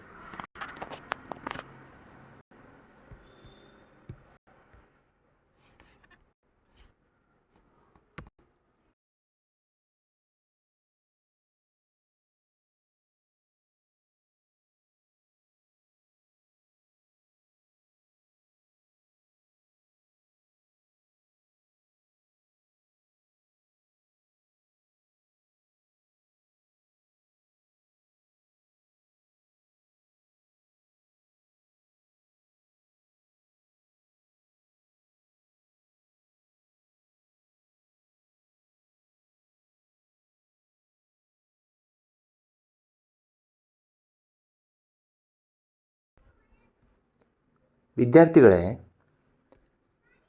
ಕೋಲ್ಕತ್ತಾ ಹೈಕೋರ್ಟ್ಗೆ 9 ನ್ಯಾಯಾಧೀಶರನ್ನು ಶಿಫಾರಸು ಮಾಡಿದ SC ಅಂದರೆ supreme court collegium. Supreme court collegium Kolkata ಹೈಕೋರ್ಟ್ನ ನ್ಯಾಯಾಧೀಶರನ್ನಾಗಿ ಪದೋನ್ನತಿಗೆ 9 ವಕೀಲರ ಹೆಸರನ್ನು ಕೇಂದ್ರ ಸರ್ಕಾರಕ್ಕೆ ಶಿಫಾರಸು ಮಾಡಿದೆ. ಈಗ ನಾವು ಹಾಗಾದರೆ ಹೈಕೋರ್ಟ್ ನ್ಯಾಯಾಧೀಶ ನೇಮಕಾತಿಯ ಒಂದು ಪ್ರೊಸೆಸ್ಸಲ್ಲಿ ಯಾವ ಆರ್ಟಿಕಲ್ ಬರ್ತದೆ ಮತ್ತು ಹೇಗೆ ಮಾಡ್ತಾರೆ ಅನ್ನೋದನ್ನು ನೋಡೋಣ. ಅದರ ಜೊತೆಗೆ ಸುಪ್ರೀಂ ಕೋರ್ಟ್ ನೇಮಕಾತಿಯಲ್ಲಿ ಇರುವಂತಹ ಒಂದು ವ್ಯತ್ಯಾಸಗಳೇನು ಹೈಕೋರ್ಟಿಗೆ ಹೋಲಿಕೆ ಮಾಡಿದಾಗ ಅದನ್ನು ಕೂಡ ನಾವು ನೋಡೋಣ. ಸೊ ಸಂವಿಧಾನದ ವಿಧಿ 217ರ ಪ್ರಕಾರ ಹೈಕೋರ್ಟ್ ನ್ಯಾಯಾಧೀಶರನ್ನು ಯಾರು ನೇಮಕ ಮಾಡ್ತಾರೆ? ರಾಷ್ಟ್ರಪತಿಗಳು ನೇಮಕ ಮಾಡ್ತಾರೆ. ಹೈಕೋರ್ಟ್ನ ಮುಖ್ಯ ನ್ಯಾಯಮೂರ್ತಿಗಳನ್ನು ನೇಮಕಾತಿ ಮಾಡುವಾಗ ಭಾರತದ ಮುಖ್ಯ ನ್ಯಾಯಮೂರ್ತಿಗಳನ್ನು ಮತ್ತು ಸಂಬಂಧಿಸಿದ ರಾಜ್ಯದ ರಾಜ್ಯಪಾಲರ ಜೊತೆ ಸಮಾಲೋಚನೆ ನಡೆಸಿ ಆ ಹೈಕೋರ್ಟಿನ ಮುಖ್ಯ ನ್ಯಾಯಮೂರ್ತಿಗಳನ್ನು ನೇಮಕ ಮಾಡ್ತಾರೆ. ಇತರ ನ್ಯಾಯಾಧೀಶರ ನೇಮಕಾತಿಗೆ ಸಂಬಂಧಿಸಿದ ಹೈಕೋರ್ಟ್ನ ಮುಖ್ಯ ನ್ಯಾಯಮೂರ್ತಿಗಳೊಂದಿಗೆ ಸಹ ಸಮಾಲೋಚನೆ ನಡೆಸ್ತಾರೆ. 2 ಅಥವಾ 2ಕ್ಕಿಂತ ಹೆಚ್ಚು ರಾಜ್ಯಗಳಿಗೆ ಸಾಮಾನ್ಯ ಹೈಕೋರ್ಟ್ ಇದ್ದರೆ ಸಂಬಂಧಿತ ಎಲ್ಲ ರಾಜ್ಯಪಾಲರುಗಳೊಂದಿಗೆ ಸಮಾಲೋಚನೆ ನಡೆಸಿ ಆ ಹೈಕೋರ್ಟಿನ ನ್ಯಾಯಾಧೀಶರನ್ನು ನೇಮಕ ಮಾಡ್ತಾರೆ. ಹಾಗಾದರೆ ಸುಪ್ರೀಂ ಕೋರ್ಟ್ ನ್ಯಾಯಾಧೀಶರನ್ನು ಹೇಗೆ ನೇಮಕ ಮಾಡ್ತಾರೆ ಅನ್ನೋದನ್ನು ನಾವೀಗ ನೋಡೋಣ. ಸಂವಿಧಾನದ ವಿಧಿ 124(2) ಅಡಿಯಲ್ಲಿ ಸುಪ್ರೀಂ ಕೋರ್ಟ್ ನ್ಯಾಯಾಧೀಶರನ್ನು ಕೂಡ ರಾಷ್ಟ್ರಪತಿಗಳೇ ನೇಮಕ ಮಾಡ್ತಾರೆ. ರಾಷ್ಟ್ರಪತಿ ಅಗತ್ಯವಾದ ಸುಪ್ರೀಂ ಕೋರ್ಟ್ ಮತ್ತು ಹೈಕೋರ್ಟ್ ನ್ಯಾಯಾಧೀಶರೊಂದಿಗೆ ಸಮಾಲೋಚನೆ ನಡೆಸಿ ನಂತರ ಭಾರತದ ಮುಖ್ಯ ನ್ಯಾಯಮೂರ್ತಿಗಳನ್ನು ನೇಮಿಸ್ತಾರೆ. ಸುಪ್ರೀಂ ಕೋರ್ಟಿನ ಇತರ ನ್ಯಾಯಾಧೀಶರನ್ನು ಮುಖ್ಯ ನ್ಯಾಯಮೂರ್ತಿ ಮತ್ತು ಸಂಬಂಧಿತ ನ್ಯಾಯಾಧೀಶರೊಂದಿಗೆ ಸಮಾಲೋಚನೆ ನಡೆಸಿ ನೇಮಕ ಮಾಡ್ತಾರೆ. ಹೀಗಾದರೆ ಸುಪ್ರೀಂ ಕೋರ್ಟ್ ನ್ಯಾಯಾಧೀಶರ ಸಂವಿಧಾನಾತ್ಮಕ ಆಧಾರಗಳೇನು ಅನ್ನೋದನ್ನು ನಾವು ತಿಳ್ಕೊಳ್ಳೋಣ. ವಿಧಿ 124ರ ಪ್ರಕಾರ ಸುಪ್ರೀಂ ಕೋರ್ಟ್ ನ್ಯಾಯಾಧೀಶರನ್ನು ನೇಮಕ ಮಾಡ್ತಾರೆ. ವಿಧಿ 126ರ ಪ್ರಕಾರ ಇನ್ ಕೇಸ್ ಸುಪ್ರೀಂ ಕೋರ್ಟ್ನ ನ್ಯಾಯಾಧೀಶರಿಗೆ ಅಸ್ವಸ್ಥರಿದೆ ಅಥವಾ ಅವರಿಗೆ ಆ ಒಂದು ಎಬಿಲಿಟಿ ಇಲ್ಲ ಅಂತ ಹೇಳಿದರೆ ಆವಾಗ ಯಾರನ್ನಾದರೂ ಮುಖ್ಯ ನ್ಯಾಯಮೂರ್ತಿಗಳನ್ನಾಗಿ ನೇಮಕ ಮಾಡಬೇಕಾದ್ರೆ ಈ ವಿಧಿಯನ್ನು ಬಳಸ್ತಾರೆ. ಅದಾದಮೇಲೆ ತಾತ್ಕಾಲಿಕವಾಗಿ ನ್ಯಾಯಾಧೀಶರನ್ನು ನೇಮಕ ಮಾಡೋದಿದ್ದರೆ ಸುಪ್ರೀಂ ಕೋರ್ಟಲ್ಲಿ ವಿಧಿ 127ರ ಅಡಿಯಲ್ಲಿ ಅದನ್ನು ಮಾಡ್ತಾರೆ. ಅಂದರೆ ಕೋರಮ್ ಇಲ್ಲ, ಸೊ ಜಾಸ್ತಿ ಆಗಿರುವಂತಹ ಒಂದು ಕೇಸ್ಗಳು ವಿಲೇವಾರಿ ಮಾಡಬೇಕಾದ್ರೆ ಈ ವಿಧಿಯನ್ನು ಬಳಸ್ತಾರೆ. ಅದಾದಮೇಲೆ 178ರ ವಿಧಿಯ ಪ್ರಕಾರ ನಿವೃತ್ತಿ ಹೊಂದಿದ ನ್ಯಾಯಾಧೀಶರನ್ನು ಕೂಡ ತಾತ್ಕಾಲಿಕವಾಗಿ ನ್ಯಾಯಾಧೀಶರನ್ನಾಗಿ ಮತ್ತೆ ನೇಮಕ ಮಾಡುವಂತಹ ಒಂದು ಮಾರ್ಗದರ್ಶನವನ್ನು ಅಥವಾ ಈ ಒಂದು ಪ್ರೊಸೀಜರನ್ನು ಇದು ಹೇಳುತ್ತೆ. ಅದೇ ಪ್ರಕಾರ ಹೈಕೋರ್ಟ್ನ ನ್ಯಾಯಾಧೀಶರನ್ನು ವಿಧಿ 217ರ ಪ್ರಕಾರ ಹೇಗೆ ನೇಮಕ ಮಾಡಬೇಕು ಅನ್ನೋದನ್ನು ಹೇಳ್ತದೆ. ಇದೇ ರೀತಿ ಕಾರ್ಯನಿರ್ವಹಣಾ ಮುಖ್ಯ ನ್ಯಾಯಮೂರ್ತಿಗಳನ್ನು ಅಂದರೆ ಈಗ ಹೈಕೋರ್ಟ್ನ ಮುಖ್ಯ ನ್ಯಾಯಮೂರ್ತಿಗಳಿಗೆ ಆ ಒಂದು ಮುಖ್ಯ ನ್ಯಾಯಮೂರ್ತಿಗಳ ಒಂದು ಸ್ಥಾನವನ್ನು ನಿರ್ವಹಣೆ ಮಾಡಲಿಕ್ಕೆ ಆಗದೇ ಇದ್ದರೆ, ರಾಜೀನಾಮೆ ನೀಡಿದರೆ, ಇಂತಹ ಒಂದು ಸಂದರ್ಭದಲ್ಲಿ ಕಾರ್ಯನಿರ್ವಹಣಾ ಮುಖ್ಯಮಂತ್ರಿಗಳನ್ನು ಹೈಕೋರ್ಟ್ನಲ್ಲಿ ಎಸ್ಪೆಷಲಿ ವಿಧಿ 223 ಪ್ರಕಾರ ನೇಮಕಾತಿ ಮಾಡಲಾಗುತ್ತೆ.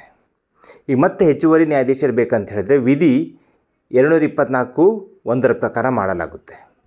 ಅದೇ ರೀತಿ ಕಾರ್ಯನಿರ್ವಹಣಾ ನ್ಯಾಯಾಧೀಶರನ್ನು ಮತ್ತೆ ಯಾರು ಬೇಕಾಗಿದ್ದರೆ, ಸೊ ಹಾಗಾಗಿ ಅಂಥವ್ರನ್ನ ನೇಮಕ ಮಾಡಲಿಕ್ಕೆ ವಿಧಿ 224(2) ಬಳಸಲಾಗುತ್ತದೆ. ತಾತ್ಕಾಲಿಕವಾಗಿ ನ್ಯಾಯಾಧೀಶರನ್ನು ಹೈಕೋರ್ಟ್ಗಳಲ್ಲಿ ನೇಮಕ ಮಾಡೋದಿದ್ದರೆ ವಿಧಿ 224(a) ಬಳಸಲಾಗುತ್ತದೆ.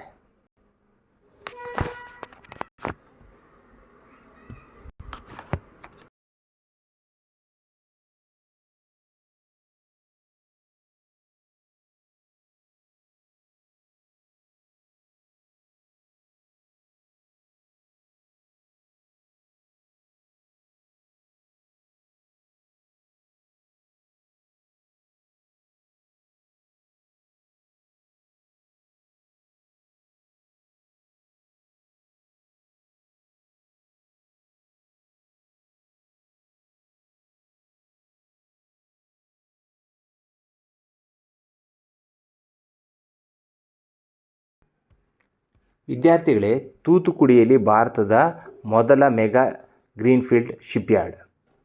ಸೊ ನೀವು ನ್ಯೂಸ್ ಪೇಪರಲ್ಲಿ ಕೇಳೇ ಇರ್ತೀರಾ ಗ್ರೀನ್ಫೀಲ್ಡ್ ಪ್ರಾಜೆಕ್ಟ್ ಮತ್ತು ಬ್ರೌನ್ಫೀಲ್ಡ್ ಪ್ರಾಜೆಕ್ಟ್ ಅಂತ. ಹಾಗಾದರೆ ಗ್ರೀನ್ಫೀಲ್ಡ್ ಪ್ರಾಜೆಕ್ಟ್ ಅಂದ್ರೇನು ಮತ್ತು ಬ್ರೌನ್ಫೀಲ್ಡ್ ಪ್ರಾಜೆಕ್ಟ್ ಅಂದ್ರೇನು ಅನ್ನೋದನ್ನು ಮೊದಲು ನಾವು ತಿಳಿದುಕೊಳ್ಳೋಣ. ಸೊ ಗ್ರೀನ್ಫೀಲ್ಡ್ ಪ್ರಾಜೆಕ್ಟ್ ಅಂತ ಹೇಳಿದ್ರೆ ಅಭಿವೃದ್ಧಿಯಾಗದ ಭೂಮಿಯಲ್ಲಿ ಸಂಪೂರ್ಣವಾಗಿ ಹೊಸ ಒಂದು ಪ್ರಾಜೆಕ್ಟನ್ನು ನಿರ್ಮಿಸೋದು. ಫಾರ್ ಎಕ್ಸಾಂಪಲ್ ಇಲ್ಲಿ ಏನು ಜಾಗ ಕಾಣ್ತಾ ಇದೆಯಲ್ಲ, ಇದು ಸಪೋಸ್ ಇದು ಖಾಲಿ ಜಾಗ ಅಂತ ಇಟ್ಕೊಂಡ್ರೆ ಇದರಲ್ಲಿ ಹೊಸ ಶಿಪ್ ಯಾರ್ಡನ್ನು ಬಿಲ್ಡ್ ಮಾಡಿದರೆ ಅದನ್ನು ಗ್ರೀನ್ಫೀಲ್ಡ್ ಅಂತ ಕರೀತಾರೆ.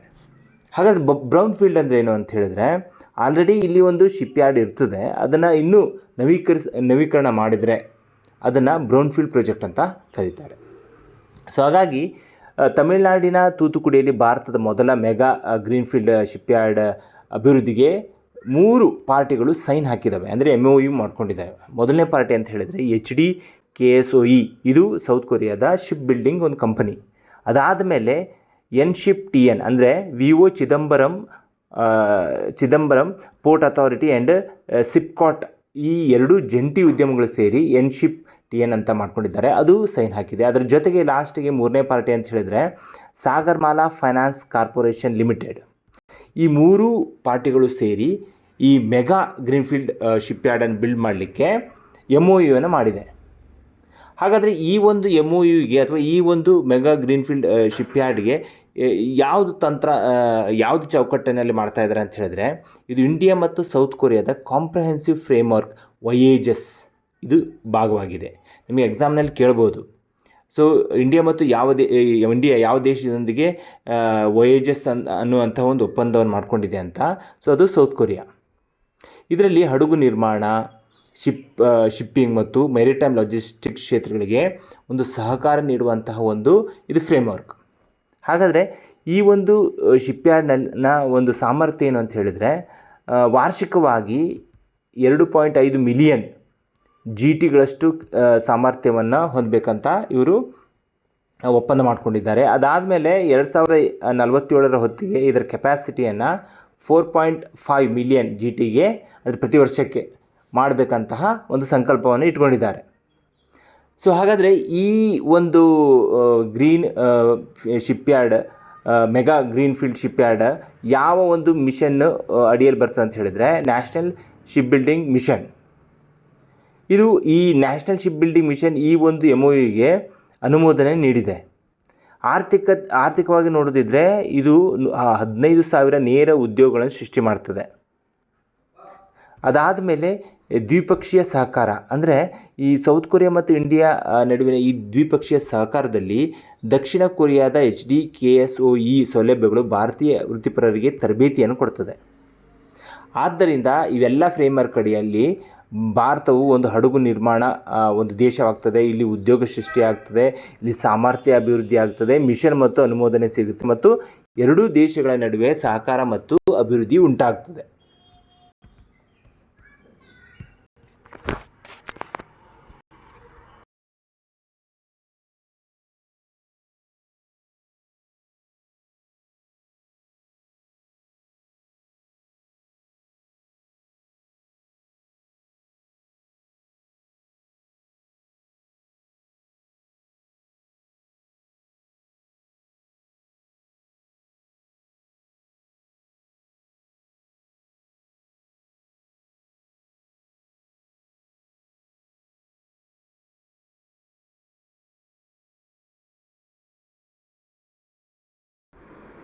ವಿದ್ಯಾರ್ಥಿಗಳೇ, ಲೋಕಸಭಾ ಸ್ಪೀಕರ್ ಓಂ ಬಿರ್ಲಾ ಅವರು 2026-27ನೇ ಸಾಲಿಗಾಗಿ ಮಹಿಳಾ ಸಬಲೀಕರಣ ಸಂಸದೀಯ ಸಮಿತಿಯನ್ನು ಮರುರಚಿಸಿದ್ದಾರೆ.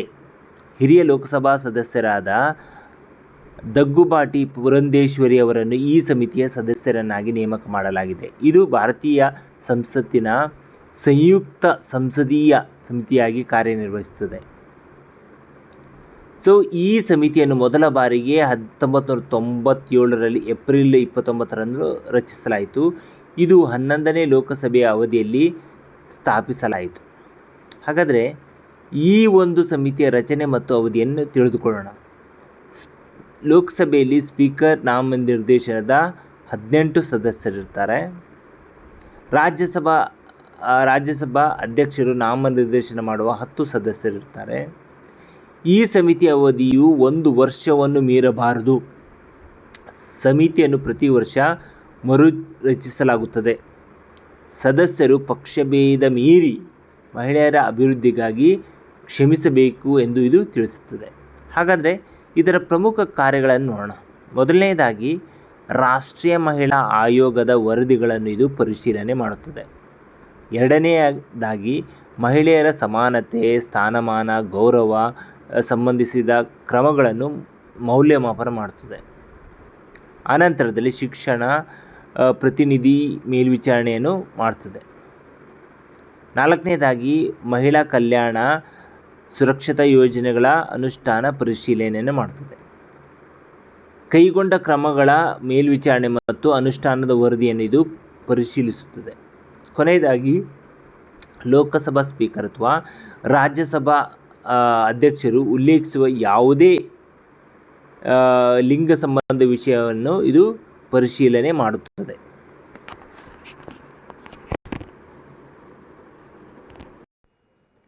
ವಿದ್ಯಾರ್ಥಿಗಳೇ, ಈಗ ನಾವು ಮಹಿಳಾ ಸಬಲೀಕರಣ ಸಮಿತಿ ಅಂದರೆ ಡಗ್ಗುಬಾಟಿ ಪುರಂದೇಶ್ವರಿ ಸಮಿತಿ ಇದ್ರ ಬಗ್ಗೆ ತಿಳಿದುಕೊಳ್ಳೋಣ.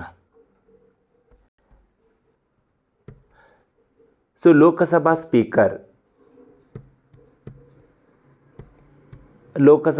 ಸ್ಪೀಕರ್ ಓಂ ಬಿರ್ಲಾ ಅವರು 2026-27ನೇ ಸಾಲಿಗಾಗಿ ಮಹಿಳಾ ಸಬಲೀಕರಣ ಸಂಸದೀಯ ಸಮಿತಿಯನ್ನು ಅಧಿಕೃತವಾಗಿ ಮರುರಚಿಸಿದ್ದಾರೆ.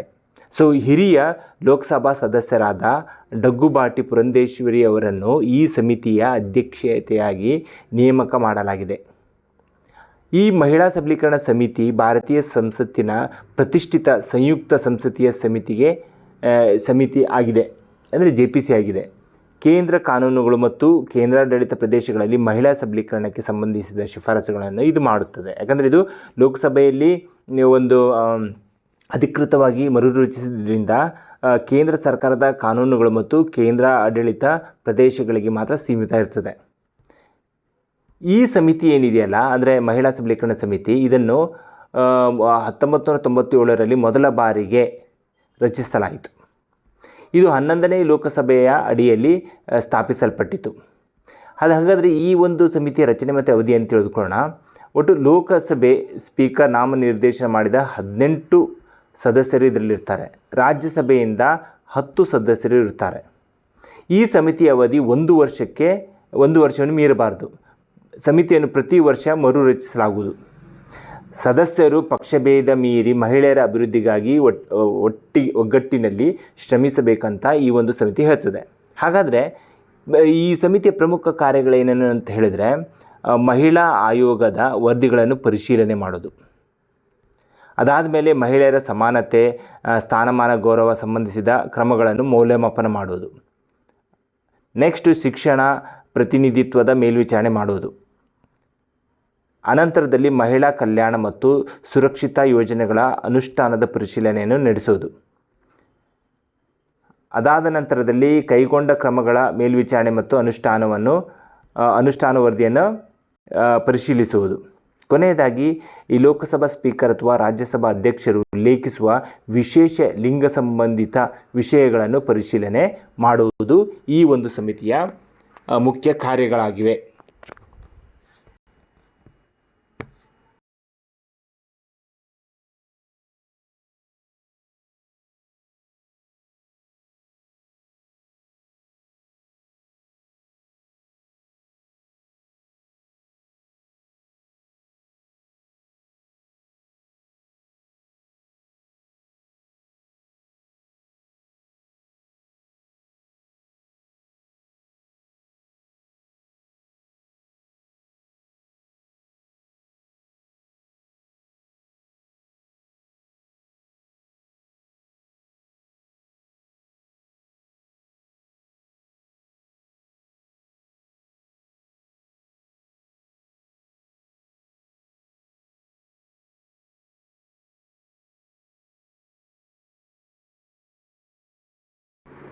ವಿದ್ಯಾರ್ಥಿಗಳೇ, ಈಗ ನಾವು ಧ್ರುವ ಸ್ಪೇಸ್ನ ಪ್ರಾಜೆಕ್ಟ್ ಗರುಡದ ಬಗ್ಗೆ ತಿಳಿದುಕೊಳ್ಳೋಣ.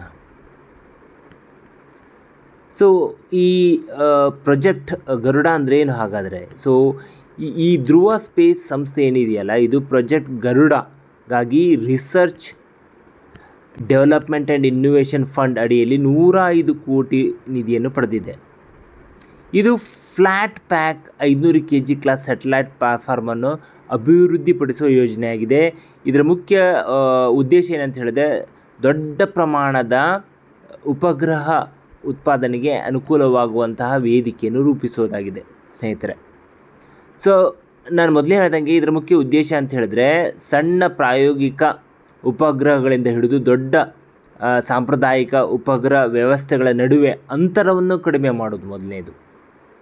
ನಂತರದಲ್ಲಿ ಸ್ಕೇಲೇಬಲ್ ಮತ್ತು ಹೈ ವಾಲ್ಯೂಮ್ ಮ್ಯಾನುಫ್ಯಾಕ್ಚರಿಂಗಾಗಿ ಉಪಯುಕ್ತ ವೇದಿಕೆಯನ್ನು ಅಭಿವೃದ್ಧಿಪಡಿಸೋದು. ಸೊ ಈ ವೇದಿಕೆಯ ವೈಶಿಷ್ಟ್ಯತೆಗಳೇನಂತ ಹೇಳಿದರೆ, ಲಾರ್ಜ್ ಸ್ಕೇಲಲ್ಲಿ ಸ್ಯಾಟಲೈಟ್ ಡೆವಲಪ್ಮೆಂಟ್ಸ್ ಅಂದರೆ ಬೃಹತ್ ಪ್ರಮಾಣದ ಉಪಗ್ರಹ ನಿರ್ಮಾಣದತ್ತ ಭಾರತದ ಹೆಜ್ಜೆ ಇಡುವಂತೆ ಮಾಡುವುದಾಗಿದೆ. ಹಾಗಾದರೆ ಇದರ ಉಪಯೋಗ ಕ್ಷೇತ್ರಗಳು ಯಾವ್ಯಾವುದು? ಮೊದಲನೇದಾಗಿ ದೂರ ಸಂಪರ್ಕ, ಎರಡನೇದಾಗಿ ರಾಷ್ಟ್ರೀಯ ಭದ್ರತೆ, ಮೂರನೇದಾಗಿ ಭೂಮಿಯ ವೀಕ್ಷಣೆ, ನಾಲ್ಕನೇದಾಗಿ ಡೇಟಾ ಆಧಾರಿತ ಸೇವೆಗಳು. ಈ ಉತ್ಪಾದನಾ ಮೂಲಸೌಕರ್ಯಗಳು ಈ ಒಂದು ಪ್ರಾಜೆಕ್ಟ್ ಅಡಿಯಲ್ಲಿ ಹೇಗೆ ಕಾರ್ಯನಿರ್ವಹಿಸ್ತವೆ ಅಂತ ಹೇಳಿದರೆ, ಇಲ್ಲಿ ಸ್ಯಾಟಲೈಟ್ ಮ್ಯಾನುಫ್ಯಾಕ್ಚರಿಂಗಾಗಿ ಅಗತ್ಯ ಇರುವ ಇನ್ಫ್ರಾಸ್ಟ್ರಕ್ಚರ್ ಅಂದರೆ ಮೂಲಸೌಕರ್ಯ, ಟೂಲಿಂಗ್, ಇಂಡಸ್ಟ್ರಿಯಲ್ ಪ್ರಾಸೆಸ್ಗಳನ್ನು ಸ್ಥಾಪಿಸಲಾಗುವುದು. ಇದರ ಜೊತೆಗೆ ಹೈ ವ್ಯಾಲ್ಯೂಮ್ ಸ್ಯಾಟಲೈಟ್ ಮ್ಯಾನುಫ್ಯಾಕ್ಚರಿಂಗ್ಗೆ ಅಗತ್ಯ ಇರುವ ವ್ಯವಸ್ಥೆಯನ್ನು ನಿರ್ಮಿಸುವುದಾಗಿದೆ. ಹಾಗಾದರೆ ಉತ್ಪಾದನಾ ಸಾಮರ್ಥ್ಯ ಎಷ್ಟು ಈ ಪ್ರಾಜೆಕ್ಟ್ ಗರುಡದ್ದು ಅಂತ ಹೇಳಿದರೆ, ವಾರ್ಷಿಕವಾಗಿ ಸುಮಾರು 500ರಿಂದ 600 ಉಪಗ್ರಹಗಳನ್ನು ತಯಾರಿಸುವ ಸಾಮರ್ಥ್ಯ ಗುರಿ ಇದರದ್ದಾಗಿದೆ. ಭವಿಷ್ಯದಲ್ಲಿ ವೇಗವಾದ ಮತ್ತು ವಿನ್ಯಾಸದ ಉಪಗ್ರಹ ಉತ್ಪಾದನೆಗೆ ಇದು ಪ್ರಮುಖ ಹೆಜ್ಜೆಯಾಗಿದೆ. ಸೊ ಸಿಂಪಲಾಗಿ ಹೇಳೋದಿದ್ರೆ, ಪ್ರಾಜೆಕ್ಟ್ ಗರುಡ ಭಾರತದ ಬಾಹ್ಯಾಕಾಶ ಕ್ಷೇತ್ರವನ್ನು ಬಲಪಡಿಸಿ ಜಾಗತಿಕ ಮಾರುಕಟ್ಟೆಯಲ್ಲಿ ಮುಂಚೂಣಿಯಾಗುವುದತ್ತ ಒಂದು ದೊಡ್ಡ ಯೋಜನೆಯಾಗಿದೆ.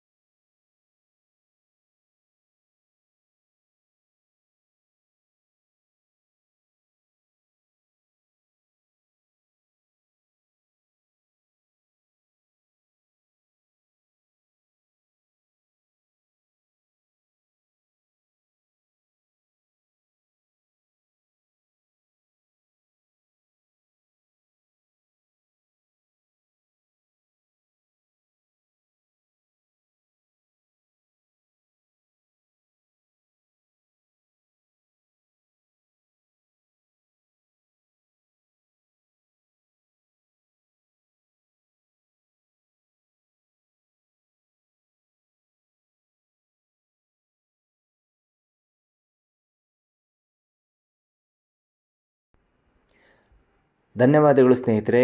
ಇವತ್ತಿನ rankers 360 degree current affairs weekly round up ವಿಡಿಯೋವನ್ನು ಸಂಪೂರ್ಣವಾಗಿ ವೀಕ್ಷಿಸಿದ್ದಕ್ಕಾಗಿ ನಿಮಗೆ ಮತ್ತೊಮ್ಮೆ ಹೃತ್ಪೂರ್ವಕ ಧನ್ಯವಾದಗಳು. ಈ ವಿಡಿಯೋದಲ್ಲಿ ನಾವು ಸ್ಪರ್ಧಾತ್ಮಕ ಪರೀಕ್ಷೆಗಳಿಗೆ ಉಪಯುಕ್ತವಾದ ಪ್ರಮುಖ ಪ್ರಚಲಿತ ವಿದ್ಯಮಾನಗಳನ್ನು ಸರಳವಾಗಿ ಮತ್ತು ಪರೀಕ್ಷಾ ದೃಷ್ಟಿಯಿಂದ ತಿಳಿದುಕೊಂಡಿದ್ದೇವೆ. ಈ ಮಾಹಿತಿ ನಿಮಗೆ ಉಪಯುಕ್ತವಾಗಿದೆ ಎಂದು ನಾನು ಭಾವಿಸ್ತೇನೆ. ವಿಡಿಯೋ ಇಷ್ಟವಾದರೆ ದಯವಿಟ್ಟು ಲೈಕ್ ಮಾಡಿ, ನಿಮ್ಮ ಸ್ನೇಹಿತರೊಂದಿಗೆ ಶೇರ್ ಮಾಡಿ ಮತ್ತು ಇಂತಹ ವೀಕ್ಲಿ ಕರೆಂಟ್ ಅಫೇರ್ಸ್ ಅಪ್ಡೇಟ್ಗಾಗಿ ಚಾನಲನ್ನು ಸಬ್ಸ್ಕ್ರೈಬ್ ಮಾಡಿ. ಈ ಚಾನಲ್ಗೆ ನಿಮ್ಮ ಬೆಂಬಲವೇ ನಮ್ಮ ಪ್ರೇರಣೆ. ಮತ್ತೊಮ್ಮೆ ಹೊಸ ವಿಡಿಯೋದೊಂದಿಗೆ ಮತ್ತೆ ಭೇಟಿಯಾಗೋಣ. ನಾನು ಡಾಕ್ಟರ್ ವೆಂಕಟೇಶ್ ಸಾಲಿ. ಧನ್ಯವಾದಗಳು. ಜೈ ಹಿಂದ್.